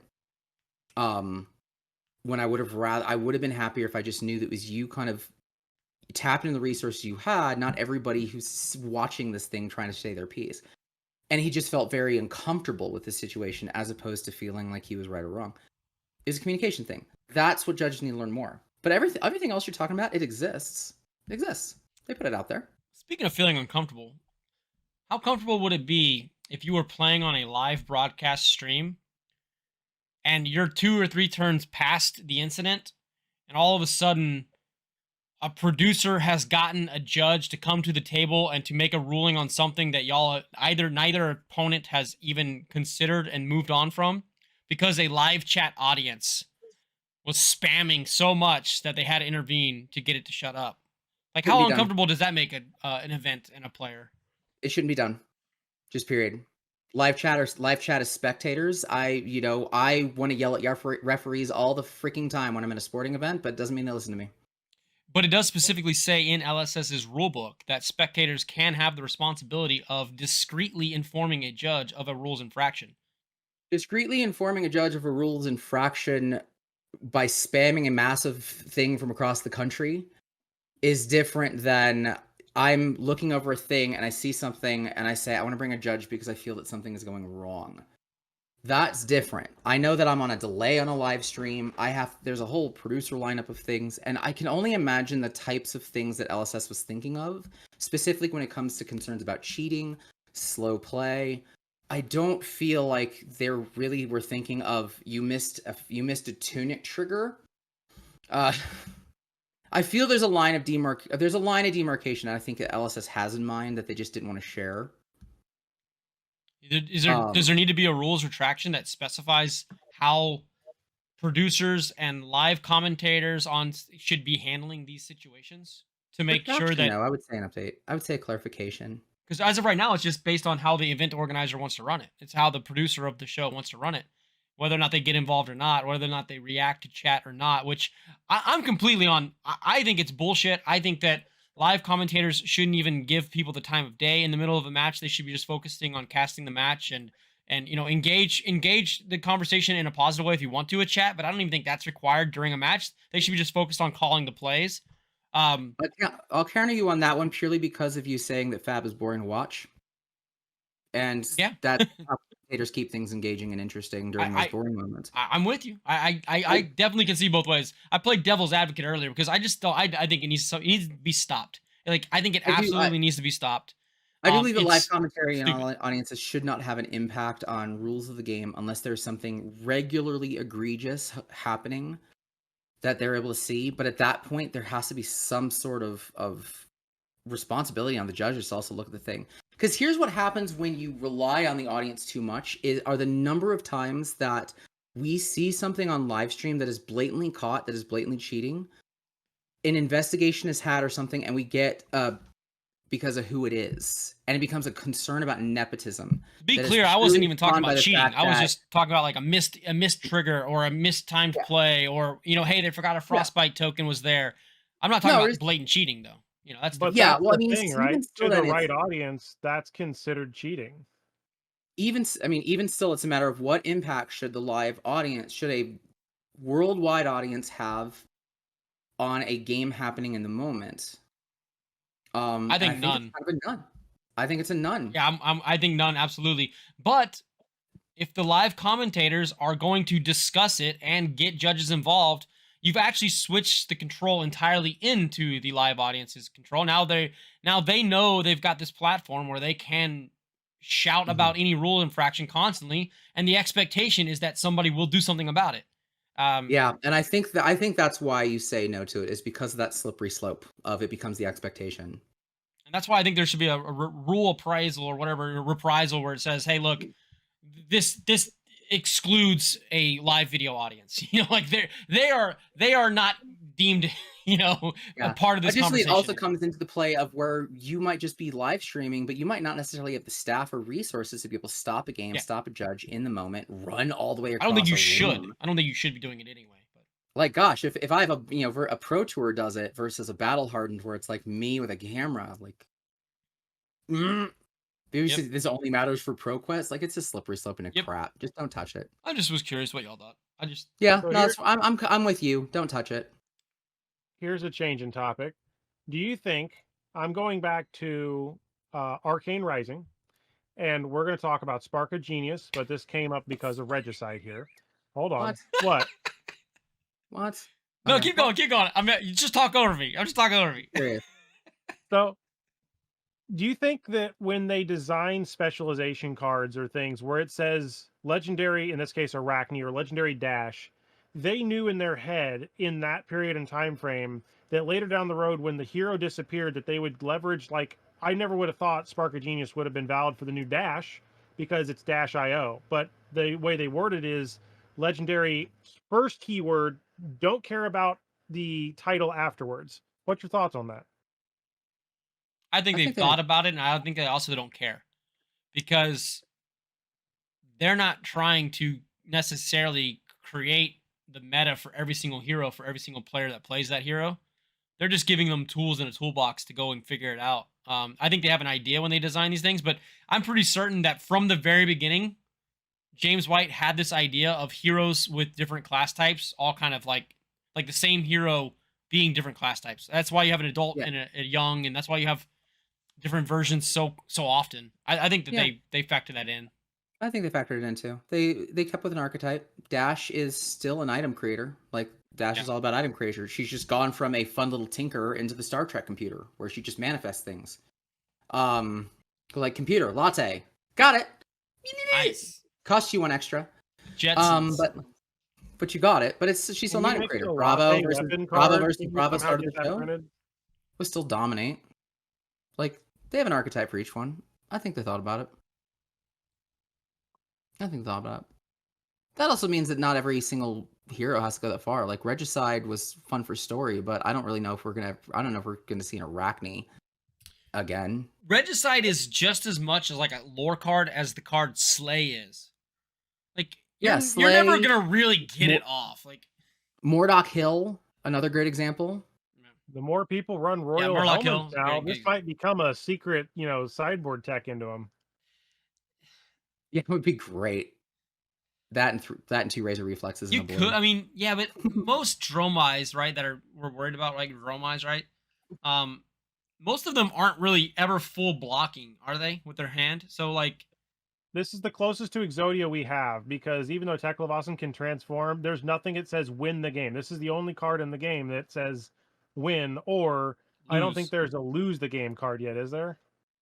We had an Exodia. It was in Everfest. It was called Starvo, and you just need to assemble 3 elements and then something to attack with. There is a lose the game card. It's called Reinar. No. Yeah. Azalea. Yeah. You just choose that hero card and you automatically lose the tournament. I thought that was supposed to be like, Shyana. Like that was an auto lose. No. Hey, Shyana is really spicy. Yeah, Clue has put a lot of work into Shyana. I'm actually trying to get so I know there's new cosplayer awards. Have you seen those? A double-sided, like where it's a tunic on one side? The fabric and the tunic, yeah. Yeah, I don't know how those are given out, but I'm actively looking into figuring out what events give those out so I can try and cosplay like Deep Blue or something and trying to participate in some effect. Usually they'll announce that if they're doing a cosplay contest. I know a guy who interviewed Carolina. And he had her on the podcast, and she actually talked about those specific cards and how they were handed out at events to people in cosplays, top 8s and stuff. Yeah, that guy, he does a really good job. You should check him out. Link in the comment section below. I heard he was a bit of a heel. He is a bit of an asshole. He's a bit of an asshole, but every now and then he can put a straight face on and ask real questions. I want to try to get to LA. Oh, good luck. Yeah. What non-softball question would you ask? Because everyone always says that they give softball questions to James White. What non-softball question would you give to James White? Oh, I would ask, how disappointing was it for you that the collectors did not take to Dusk Till Dawn when you had obviously come out saying that you felt like it was going to be one of the biggest, most impactful collector sets that came out ever, with serialized cards and all the work that they put into that, and just to have the community basically completely shit on it? Like, how did that make you feel, like, as a producer of this game? Like, that's what I would ask. Have they found all the serialized cards yet? No, there's only like 7 out there. There's still 13 missing or something like that. I need a sec to think about how to not make it a weighted question. That's something I've been thinking about a lot, because, like, I actually felt bad the month or so after Dusk Till Dawn came out, because, like, he was just genuinely so proud of, like, that product and the cool things that they put into it, and the statue came off of that product, and, like, all the lore behind it. You could just tell that was a passion project of his, and the general reception of, like, the quote-unquote investor bros was very negative and just almost disrespectful to the time and attention put into that set. And I always felt kind of bad about hearing that. I was just curious if he felt bad about it. Part? I'm sorry. I'm just filling in gaps while you think. No, what part did you say you felt bad about? Just the man was so passionate about something. And he thought that everybody kind of would take it and be super excited about, especially the serialized artist proofs and stuff like that. And it was just completely the opposite mentality. People were like outraged and making fun of them and just not buying the set, talking about how they're going to dump their fab collections and stuff. It's no longer collectible and this and that. Like, it was just the exact opposite kind of like response from a segment of the population, not everybody. I feel like I have to, in order to ask this, I have to create a little bit of context in the question, which is again why this is like a hard weighted question. So Jake, if you have one, do it, because I really need to piece this one together cleverly. Sure. So my non-softball question would be basically, how do you keep, as we've gone from Fab 1.0 to Fab 2.0, which I see a lot of value benefit in for the players, collectors. I'm not necessarily sure at the moment the store side is seeing the value. So the question then becomes is how do you maintain keeping both sides of the coin happy? How do you keep the players getting their access to cards while also maybe maintaining that proposition of having value in regards to knowing that there is an expected value in this dynasty box? Probably, I don't know what the value of these cards we opened today on the stream is, right? But is that really worth what the value of that box is today?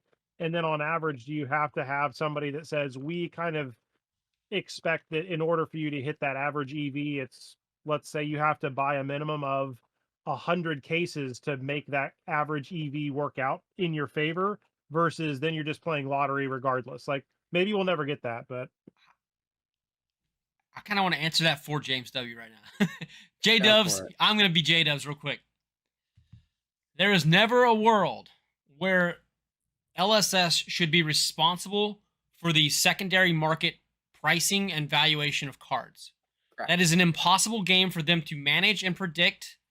What they need to be focused on is always making sure that every set that they come out with has good, fun, playable cards, things that get people excited to want to get back into Flesh and Blood or buy a box or go to their LGS and play the game. It's not to make sure that stores don't lose money. That's not their responsibility. That's the store's responsibility. They need to do their own numbers, figure out, okay, if I'm only going to get 50% from opening these boxes, how many boxes should I sell with my guaranteed margin of map pricing based on what and then I sell those boxes, then maybe I crack 25% of everything that I bought for singles just to kind of keep the interest in my single store, because the single stores drives people into my store to play the game, which keeps that cycle of excitement and engagement with the product. Like, I think it's not necessarily just a numbers valuation. It's more of just how do we keep perpetuating this game and then growing the community so that I can sell the guaranteed margins first and get those out. Yeah. So the reason I went that route is actually that wasn't my original question, but I did that to stall a lot for Joey here.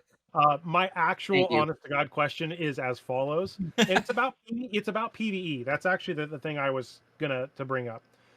I want to know that the hard question is really, with PvE on the horizon and always on the horizon, how because people have already created their own PvE engines, or like Crow, I know I have some of his stuff around here. Like, there's the dungeon mapper pieces. There's some other tools and utilitarian things. There was something that I think got passed over to Sloop Dupe, and some guy made a different version with like landscapes and landmarks and stuff.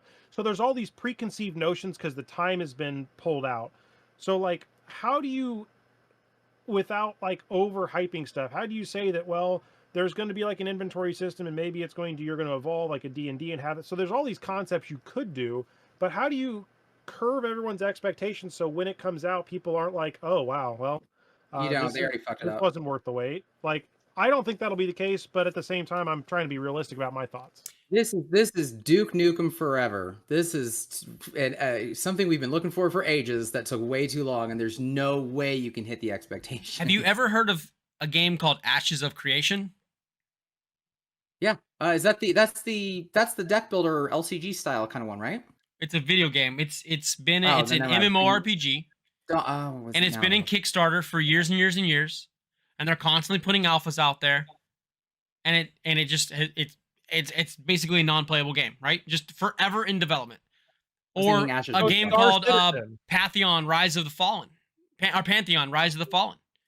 Kickstarter raised a whole bunch of money for years and years and years, and it's just a complete piece of garbage. I think that the problem that they have, though, is like they should just honestly like stop talking about it and just release it when they release it, because, and I guess they kind of have, right? Have they even mentioned PvE? I guess, well, James White does every now and then like get asked that question, and he has to, but like they don't make any articles on it. They don't even talk about it. I think that the only solution to that is to not release it until it's amazing, and then just stop talking about it.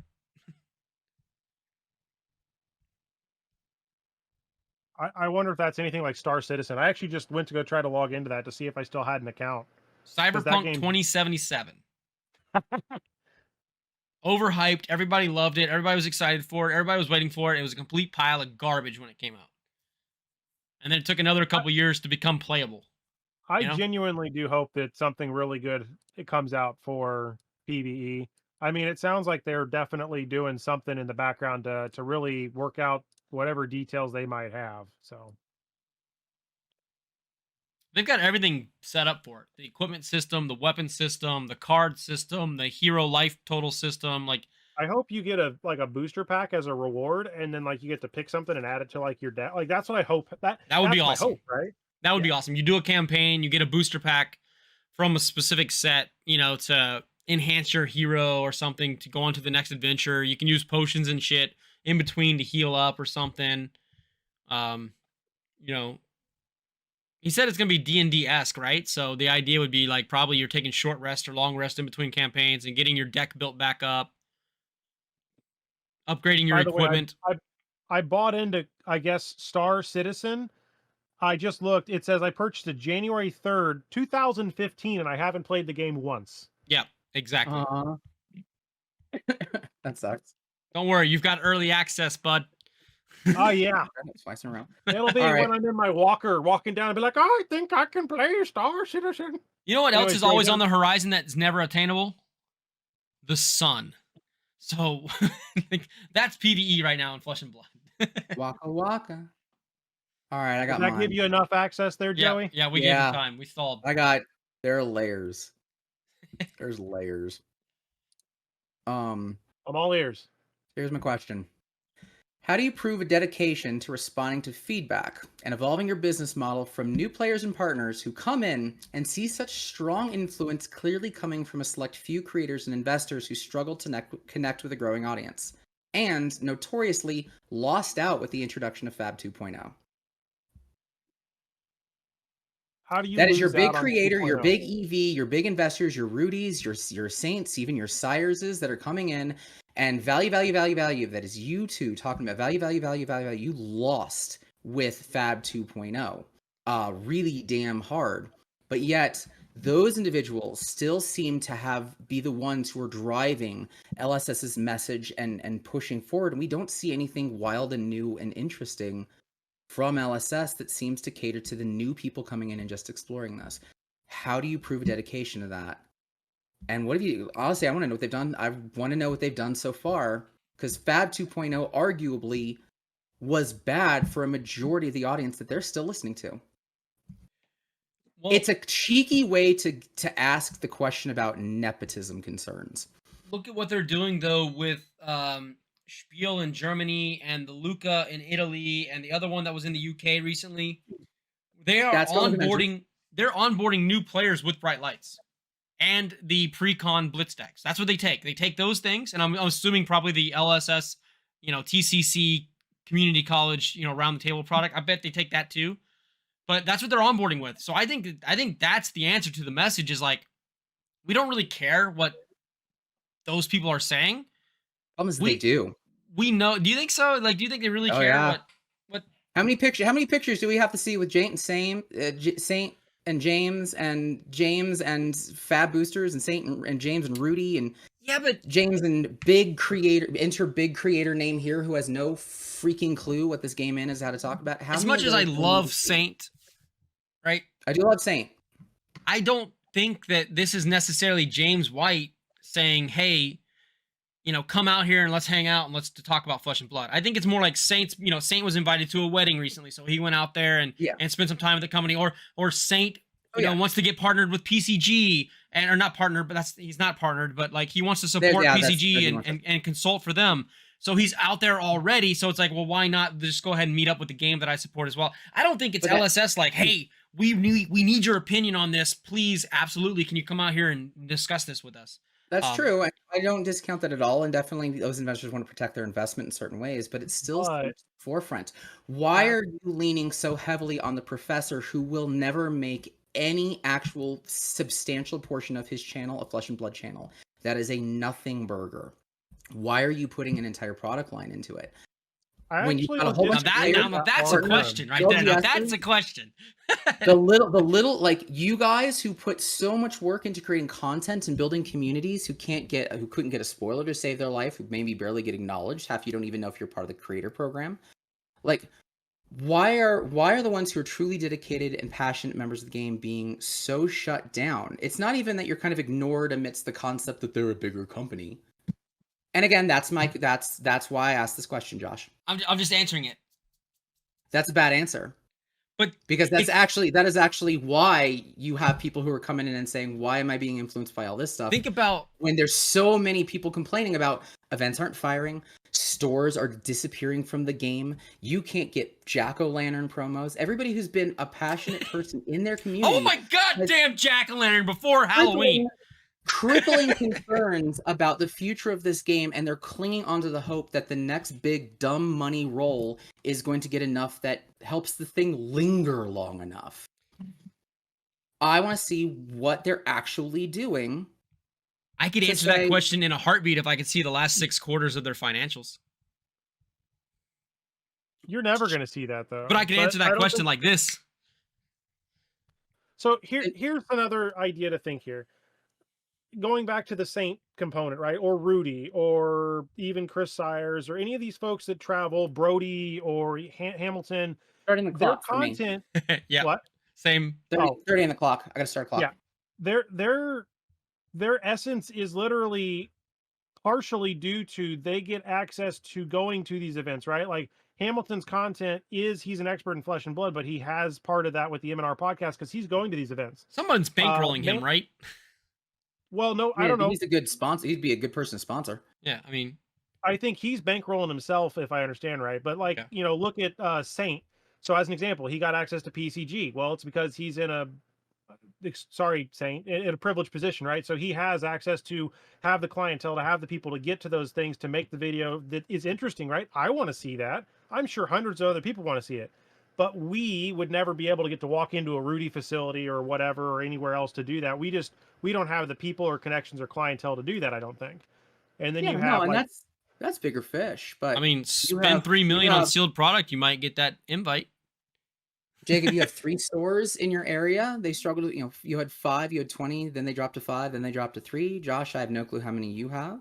We've lost 2 in the last couple of years out of like. I mean, I've got like 20 around me, but for where I'm willing to travel, there's probably like 6, and we've lost 2 from carrying Fab. Why doesn't Fab look like it's actually growing to a level that the people in the know want to suggest that it is? I think it's because we're in the United States. Why are the little things that actually build the foundation of Fab struggling as hard as they are? Because content creation is not a foundation. Secondary market is not a foundation. Why does that seem to struggle? So here, yet it still takes precedence. I just pulled it up because I wanted to see, right? Because I'm looking at this. It's in our pinned Discord for Indianapolis. I know, like I said, we have like 30 to so game stores. The ones that were holding events, one of them that's on this list literally said, screw you, community. I won't publicly name who. And basically said, you're not spending money at our store, we're dropping the game. So they're gone. But that left 1, 2, 3, 4, 5 that were hosting pre-releases, and of those 5, I think only 3 fired. I will say this. If I ran an LGS and I was willing to bring on a new game and try to run events, which is AKA staff and employee to help run that event, or at least run the register while the other one did that or whatever, and I had to tie up my liquid capital in a product, and the players would come and not purchase anything, I would drop the events in the game as well. Because yes, I would want to see how in the world you actually really focus on that. yeah, I would focus on games that sold, Magic and Yu-Gi-Oh or Pokemon or whatever, and I would like not the story, like Flesh and Blood. Like Flesh and Blood has not hit top 25s in TCG Player in a long damn time. The last time they were not falling was fall 2022. Yeah. I mean, One Piece is going really big around here.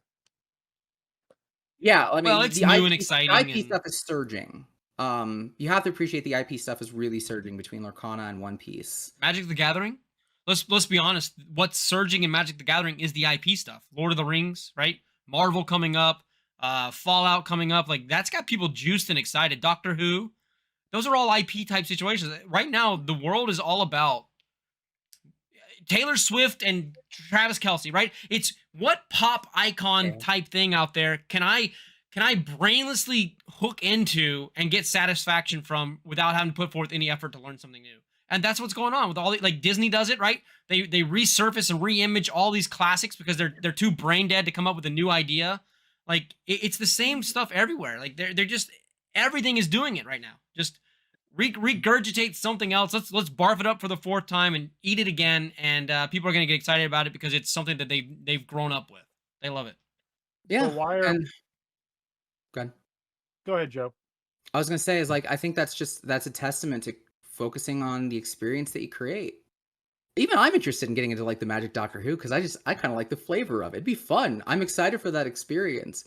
And again, this is why I'm all against the foundation of value, which Fab really had going for a little while. Fab 2.0 is supposed to counter it, but we're still offering shit up to like pure Rudies. Like, why the fuck are we doing this? So speaking of IP, why is it so goddamn prevalent so much? Maybe because we're in the space that we're in, we see it. You know what I mean? I think is it if you're on the outside looking in and you're not really watching YouTube content and not really paying attention, do you really see it the same way? You're on the outside looking in. What is the only other thing you have to look at other than the foundation is cracking and falling apart? No. I mean, like if you're a Flesh and Blood player and you're playing the game and you just enjoy it, you go play locals and you play, draft events or whatever, limited events, and you're not really watching content. You're not really watching to see what LSS is releasing on their website. You just go to the LGS and play. Like, you think they have the same mentality? Yeah, because I mean, maybe not what their goals are, but there's the mentality they're having is the same that you guys are having, which is fewer and fewer people showing up. Yeah. And now these events aren't firing, and now the store doesn't carry it. Yeah. So that must be a dead game. I'll go play something else. I got laughed for about 2 seconds when I was at my judge conference saying that Flab has something to worry about with Lorcana, because they were like, nobody in this room is going to switch to Fab for Lorcana, and I was like, I'm not talking about you. Yeah. I'm talking about the guarantee of something to actually fire that Flesh and Blood starts falling off the calendar days for LGSs and they get switched with Lorcana. It's already starting to happen around here. And it's happened in plenty of places. Plenty of places drop Fab and other games for Lorcana. Like that's what LSS is competing with. That I want to know how they're actually going to try to compete with it. Yeah, but I feel like the fourth game on the calendar is always the company whore, or the LGS whore. It's like, whichever game is bringing the most audience attention and selling the most product, that's the game on the calendar. And if next season it's Star Wars Unlimited, well, guess what? Lorcana will be dumped for Star Wars Unlimited because now everybody's shifted into paying attention to that and spending money on that. You know where the fourth game comes from? Who puts the fourth game on the calendar? I have no idea. It's the staff. Every time you have an outlier, it's because the staff is so damn passionate about wanting to play it, they bring people in. This is how Genesis got into stores. That's fair. This is how Flesh and Blood got into stores. This is why I tell people, like for the coaxing, I'm giving out free admission to store staff, not owners, to come out and check out the Fab community because they're the ones who want to talk to people about it. They're the ones who are there purely out of passion. They're the ones who are going to be able to speak up and be like, "Oh, I want to bring you in." They're your fourth. They're your secret weapon. It's the store staff, not owners. That's who you got. That's who I want to attract. That's who I want to bring in. Yeah, I would completely agree with that. I think doing something to engage the staff is probably a pretty smart, marketable move. Really cool. I'd like to see more play. Like I remember, with Genesis, we tried a turf war thing, which was really cool because we had a mat that could do it. So, but I wanted to engage stores. I'd love to see OP support that was like regional based, which you can't realistically you can't do. But I would love to see some sort of provision that LSS did that allowed them to print promotional materials that let them brand to like a region or to a store, so that way you can have people just fighting over a regional trophy. I think that kind of stuff would be cool. Break down the gym into more micro regions. That would be a lot of fun. Seriously though, because that's one of the reasons why you have sweats traveling all over from state to state, because they need to grind these experience points to get into some event, and then they go and shit on the locals that just want to go have a good time. The 90-day XP thing can die, and any XP into any XP system can just die in a fire. How's the Fab Cruise going to turn out? Remember that thing's coming up soon, isn't it? I think that'd be a good time. I doubt it's sold out. I genuinely doubt that thing's sold out. I think it's going to feel pretty sparse, right? But that's Realm Games, isn't it? Yeah, Realm Games is Cruise. It's a really cool concept. I think it's a great concept, actually. I think it's fun. Fantastic concept. Expensive. Yeah, that's why I'm saying I think it's not going to sell out, because it was pretty steep, dude. It's like $1,500 for a room, right? For two people. Even trying to go to New Zealand for this, next event next year, right? It's too much money for me. That's a 10K trip. Yeah. From the US. No matter how you do it, it's a 10K trip, guaranteed. My Baltimore round trip for me driving was still circa 3 to 4K. Yeah. I'm still working on accommodations for you on the whole coaxing thing there, Jacob. Hey, if I didn't get hit with Baltimore, Outsiders, and Dust to Dawn negative EV on those 3 back-to-back, I'd be having a little bit of different situation. But do you think that you're going to ever have positive EV on a 2.0 set again? I hope so. Not within months. But I think Bright Lights, I can buy the legendaries for $15 all day, every day. Most of them. No, not within months. The meta is one that refines decks. That's why TOA is still the problem that it is, and this was years ago. And same with Monarch. They're just now exiting the scene. You show me a set that's able to be so OP where the meta just shifts to that set while also not creating a toxic play experience in the process, then you'll start seeing your EV not be an issue. Yeah. But until it happens, these are investments now, guys. Yep. The extended art is $78 for the Warband. The extended art Hyper is $78. Tunic is $70. That's really cheap, by the way. All three of those are really cheap in comparison by time frame of release to Uprising and even Dynasty. The regular Warband is $12. The Shriek Razors is $15. The Teklo Heart reprint is $37. Excuse me. The Bright Lights Hyper X3 is $14, and then Singularity is $45. Shriek Razors was $9 the other day. That's the current set of legendaries, and every Marvel minus the Singularity is between $20 and $30. Because I was just looking at buying some of those. Yeah, nobody knows what's good yet, so yeah, they're gonna be cheap. Because no matter what you say about value, Flesh and Blood is a game where value is created because stuff is good, and that's kind of what it sort of should be. Well, that was not true for the first 6 sets. I would disagree. The first 6 sets value was there because all the collectors and investors were pumping tons of money into every legendary and every good Majestic and every cold foil, buying them out so that they could have the play pieces in their possession so that when people wanted them, they could sell them for a high price. Fair play. But not working so well right now. But it's not working now because those people aren't buying 2.0 like they bought first edition. So my favorite set. Hey everyone, you should get the cold foil Shiver for $18 because I'm Stackswell and I know something that you don't. Oh, brilliant moment. Hey, in fairness, Stackswell was not pumping and dumping. Yeah, no, he was. You know what? I'm gonna just not say. He was not pumping and dumping. What Stackswell does is he talks about cards that he thinks are going to go up or cards that already went up.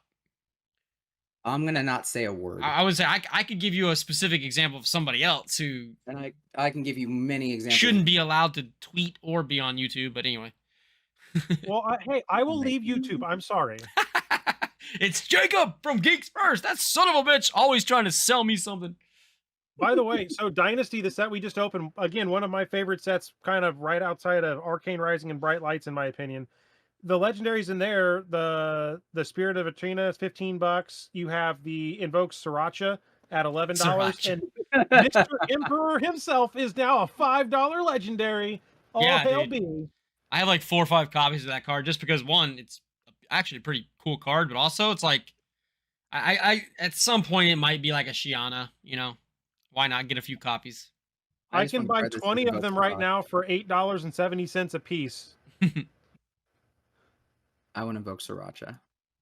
Yeah, That's where I'm at. I'm gonna build that card. Who's got a digital like card layout thing? Invoke I've got the Sriracha. You I know have the Sriracha's overlay. dead, right? Sriracha closed down. It's done. Seriously, they did? I didn't know that. Yeah, they're gone, baby.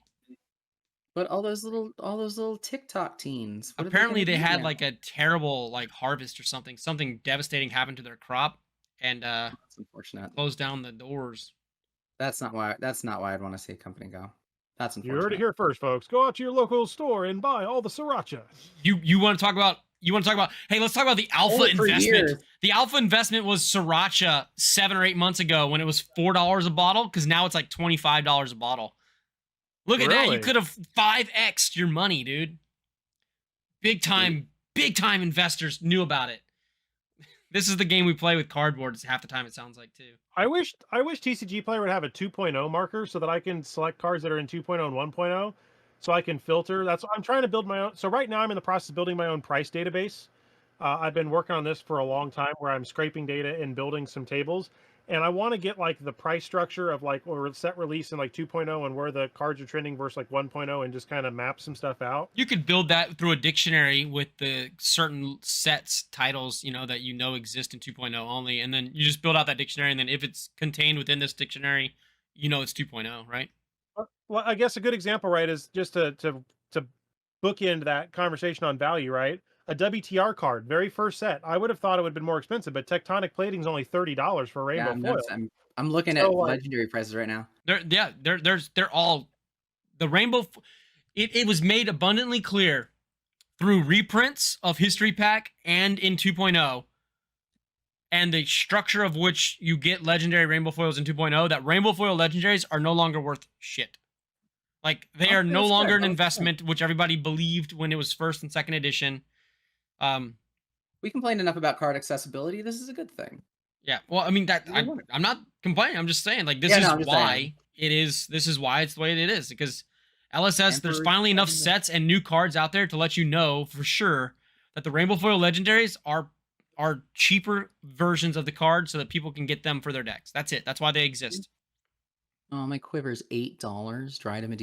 Diadem of Dream States. Abysmal prices. Quiver of abysmal prices. I wasn't going to even talk about Outsiders because I was afraid to even utter that there is literally nothing above a $20 card other than the extended arts. I know all about it. I could tell you all this stuff without you looking it up if you want. I look at it like every day. I did partner, by the way, gentlemen. I did partner with a collection tracking tool, which is kind of cool. Oh, I remember you talking about that a little bit. Yeah, Findel's collection. They're doing some cool stuff. They're based in New Zealand, and they're building a market analysis, EV, and collection tracking tool, which is it's going in the right direction for sure. That's cool. Codex of Frailty still 45. The Majestics hold all the value in the 2.0 sets. It's like 1 or 2 Majestics of every set is like, if you don't hit one of those in your box, your EV is like $10. But I like that the Majestics went from 10-cent, like, let's say Uprising Majestics, to now they're like $2 to $3, right? There's a little bit of my pack doesn't feel as bad when I open, a $2 Majestic versus a 10-cent Majestic. You see, that's the key, your pack. I think 2.0 is designed around the idea that you go to your LGS, you play in an armory event, you pick up a couple packs on the way out, you rip them open, and you hope that you hit like a $5 card. If you hit the $30 legendary or $20 legendary, hell yeah, way to go. You only spent $10 on it, I think that's the way 2.0 is designed. I have to appreciate right now, as I'm looking at the lowest price Majestics, that the Tome of Duplicity is 2 cents. Oh my god. Duplicity, 2 cents. Beautiful, beautiful, beautiful synergy there in words. Because it's 2 cents. Flicker Wisp, 5 cents. Fulminate. I loved that there was like, for 2 seconds, we thought the cards like Fulminate would be amazing. Nobody gave a shit. Isn't it cool to see all the people shout about a broken card that nobody uses ever? Oh gosh, look at Mark Poole doing stuff. Brainstorm 15 cents, Channel Thunderstep 10 cents. Was Did that the you get assumption rid that of if Mark those? Poole did it, it was going to be a good card? Is that like the Right? Did generalized? you get rid of Crazy the Brew dud packs, 23 Joey? cents. I can't even give it away at the coaxing. I'm gonna buy alphas. So there's a Crazy Brew drink. That you're gonna roll a 6-sided die. When you order it, and if you get a 6, I'm gonna give you an alpha Crazy Brew. That's pretty cool. That's fun. All right, I'm gonna have you sign it if I get one. I did a for it. giveaway on the stream. You're gonna. Those things are not. They are strong. They are. They will not be missed. I did a giveaway where I had a really nice. I had a cold foil Crazy Brew, and every time I chose a winner for the giveaway, I gave them the option. I said, if you roll a 6-sided dice and you hit a 6, or no, I made them guess. I said, you say a number 1 through 6. I roll a dice, and if it's that number, you get the cold foil Crazy Brew, or you get no prize at all. It was like you could choose to keep the cold foil you won. Like say you won like a Stubby Hammer's cold foil or something, right? You could choose to keep that, or you could choose the Crazy Brew roll. So you get one or the other. It's kind of like the Mr. Beast, take your winnings and walk, or do you go for the new car? And like every single person chose to roll, and not one person won. So I was like, oh shit. So I ended up just giving people like some of the people that are cold foils anyway. Like I feel bad. Here you go. Speaking of cocktails, Papa Mike IP5 Cocktails, who's been doing a lot of fab themed cocktails on Twitter gave me the oh yeah Emotion cocktail. Those were cool. I saw that guy. He's always making cocktails. It's pretty neat. Yeah, no, I asked him to make me one for this event, the Cokes of Commotion. I asked him to make me Cokes of Commotion. And he made it pink to look like the card, right? Yeah, he wanted something with a little extra color. Yeah. Which now all 3 of the ones I have so far have quite a bit of color to them. That was pretty well, cool. One's because I'm putting in an LED cube, but so that's semi-cheating, but whatever. It's gonna be fun either way. Very good. Well, gentlemen, do we wrap this up? Probably can. We're hitting the 2. I got 10 on the clock, and we got 10 minutes left. I don't know. We should take it. Joey's a hot commodity, man. It's hard to get him. I am drink. So no, I am not even close to a hot commodity. I'm super busy. I'm never online doing videos or anything, so. People see my name show up as a guest. I'm like, oh, he's gonna say something that I just don't want to listen to or don't want to think about. So I'm just gonna say this guy's just a hater.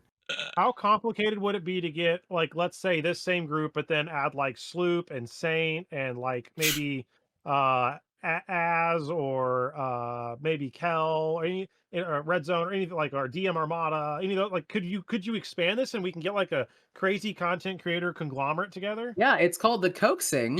Join us on December 10th.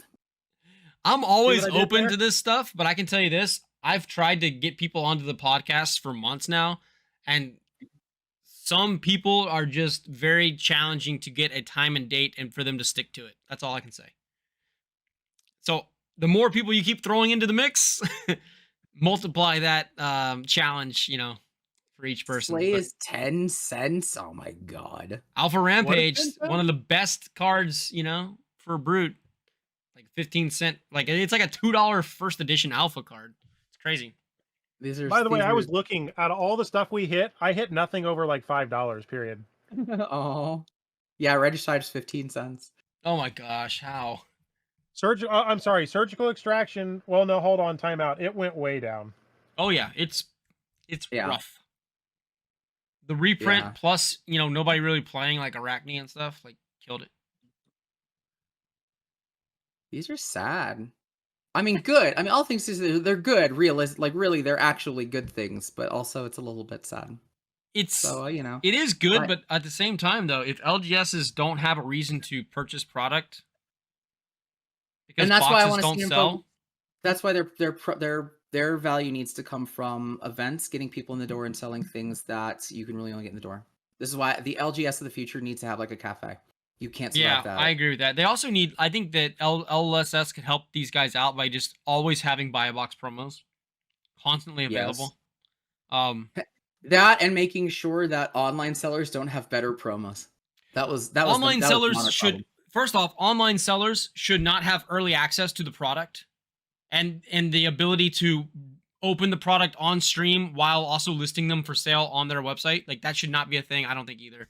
It gives. But Rudy, Team Covenant, and TCG Player are always going to have exclusive content, I think, going forward, and that's part of the reason I have a subscription to them is because that's the only way I'm going to get the promo without paying out the tooth. Why don't they just give the same promos to everybody? Then you can just choose who you want to support. I understand where my question comes from.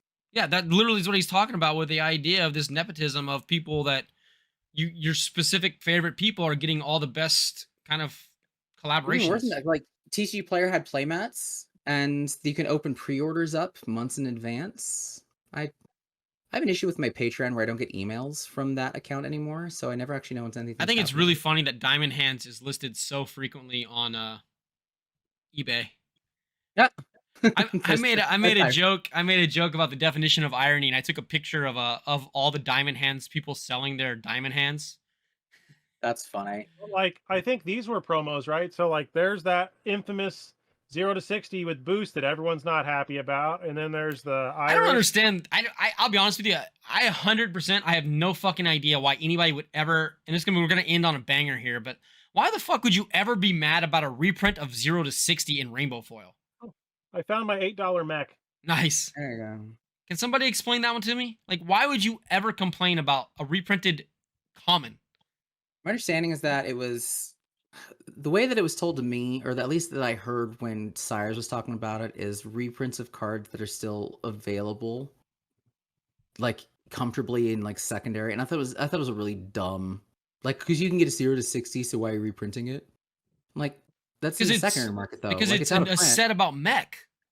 Like, it's Here's out of print. the thing. I'm never going to be able to logically say to myself, it's worth me to put money into an Arcane Rising first edition box and then want to either open it or not. Then on top of that, if I wanted to get the ones that just said boost, while it is kind of a cool factor, right, to have those, there's to me no difference between that promo and the original one. I guess I've been told there might be a color shift or a color variation in them, but it is. There's less yellow. Because I don't know, we'll just call it a misprint. There's not yellow. It's blue instead of green. It's not intended. Which one was it? I just think it's a non-issue. I only have these, and I got these at like, I don't know, way back. And those are like the only two foils of. I have it's so many red, isn't it? Rising foils. I have so many Arcane Rising foils. I just don't care. Like, who am I gonna go to and say is like, hey, you want to check out my binder where I'm mad about this misprint of things? Like, I'm already married. I don't need to scare women off. Is that show on camera? Because like, yeah, see, one's green, one's not. Yeah, it's so just missing yellow. So I'm gonna ask my question again. Who the fuck cares? Like why would you be questioning the validity of a reprint policy and the direction of LSS is going with reprints because of 0 to freaking 60 in rainbow foil? Because, hey, sorry, Salty Whale. Because Salty Whale has like 75 copies of every dragon listed on TCG Player. And when I went to go look if I wanted to buy the rest of the marbles, he has like hundreds of copies of these things. Does that hurt Flesh and Blood? No, not at all. We'll be fine. Everybody will be fine. No, it's fine. That's not what's growing the game. That's not what people are focused on. If I can't flip this box for even freaking half, you really think I'm going to care how secondaries market's doing on stuff that nobody cares about? No. The game's got to grow because people want to enjoy and have fun with the experience of Flesh and Blood, and that's what the last 3 sets have done. Sans, Dusk Till Dawn. Our last sets, and then heavy hitters. That's why they're going to conventions. That's why Crack Shuffle Play exists. They want the value to come from experiencing the product, not freaking reselling it. And that's what they need to do. And that's what every card game company needs to do. Magic is learning the hard way that it's not working. And they've course corrected. They're course correcting semi-successfully. Is the word in the collector community whack? Is that stand for WTR Arcane and Crew, like the first ed stuff? Yeah. Out of probably 500,000 cards, this is the extent of whack that I own. Public disclosure. That's whack. Ba-da-ba-ba-da-ba. 90s. I've got a lot of crew. No, I don't have a lot of crew first. I have a little crew first. Here's my non-graded. I'm more happy to collect. Here's my non-graded whack. not including my cold foils and all that stuff. But I actually wanted to get graded and protected. This is just bulk. Whatever. I like end of the day, I love what LSS is doing right now, and I'm glad that people who are looking for instant value and whatnot are kind of losing out, because as a business, this is not going to grow if that's what the foundation is. And that's why I hate that it seems to be so much of what LSS is responding to in person.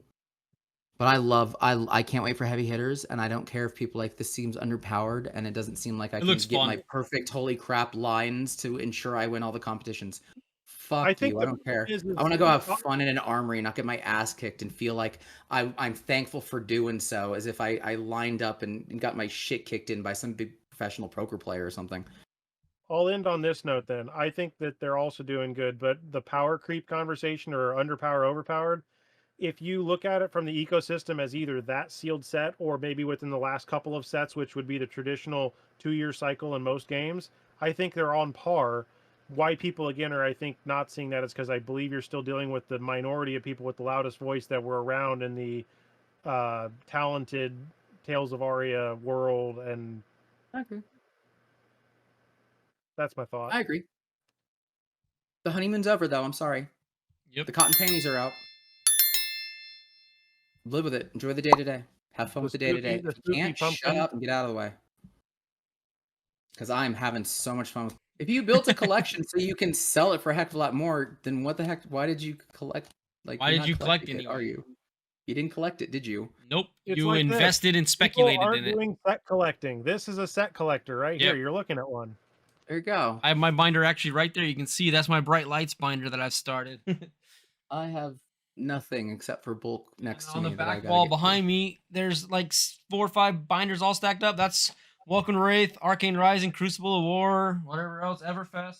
I just have a box of playmats of every card from every set. I'm at 15 seconds though, so I'm gonna at least end and say this was awesome. This was a lot of fun to just jam and shoot the shit. Love this kind of stuff. Thanks. So thank you guys. Until next time, gentlemen. I'll see you guys around. Can say bye too, but mine's gonna just ding. Bye. Have a good day. See you guys. There you go. Your captain.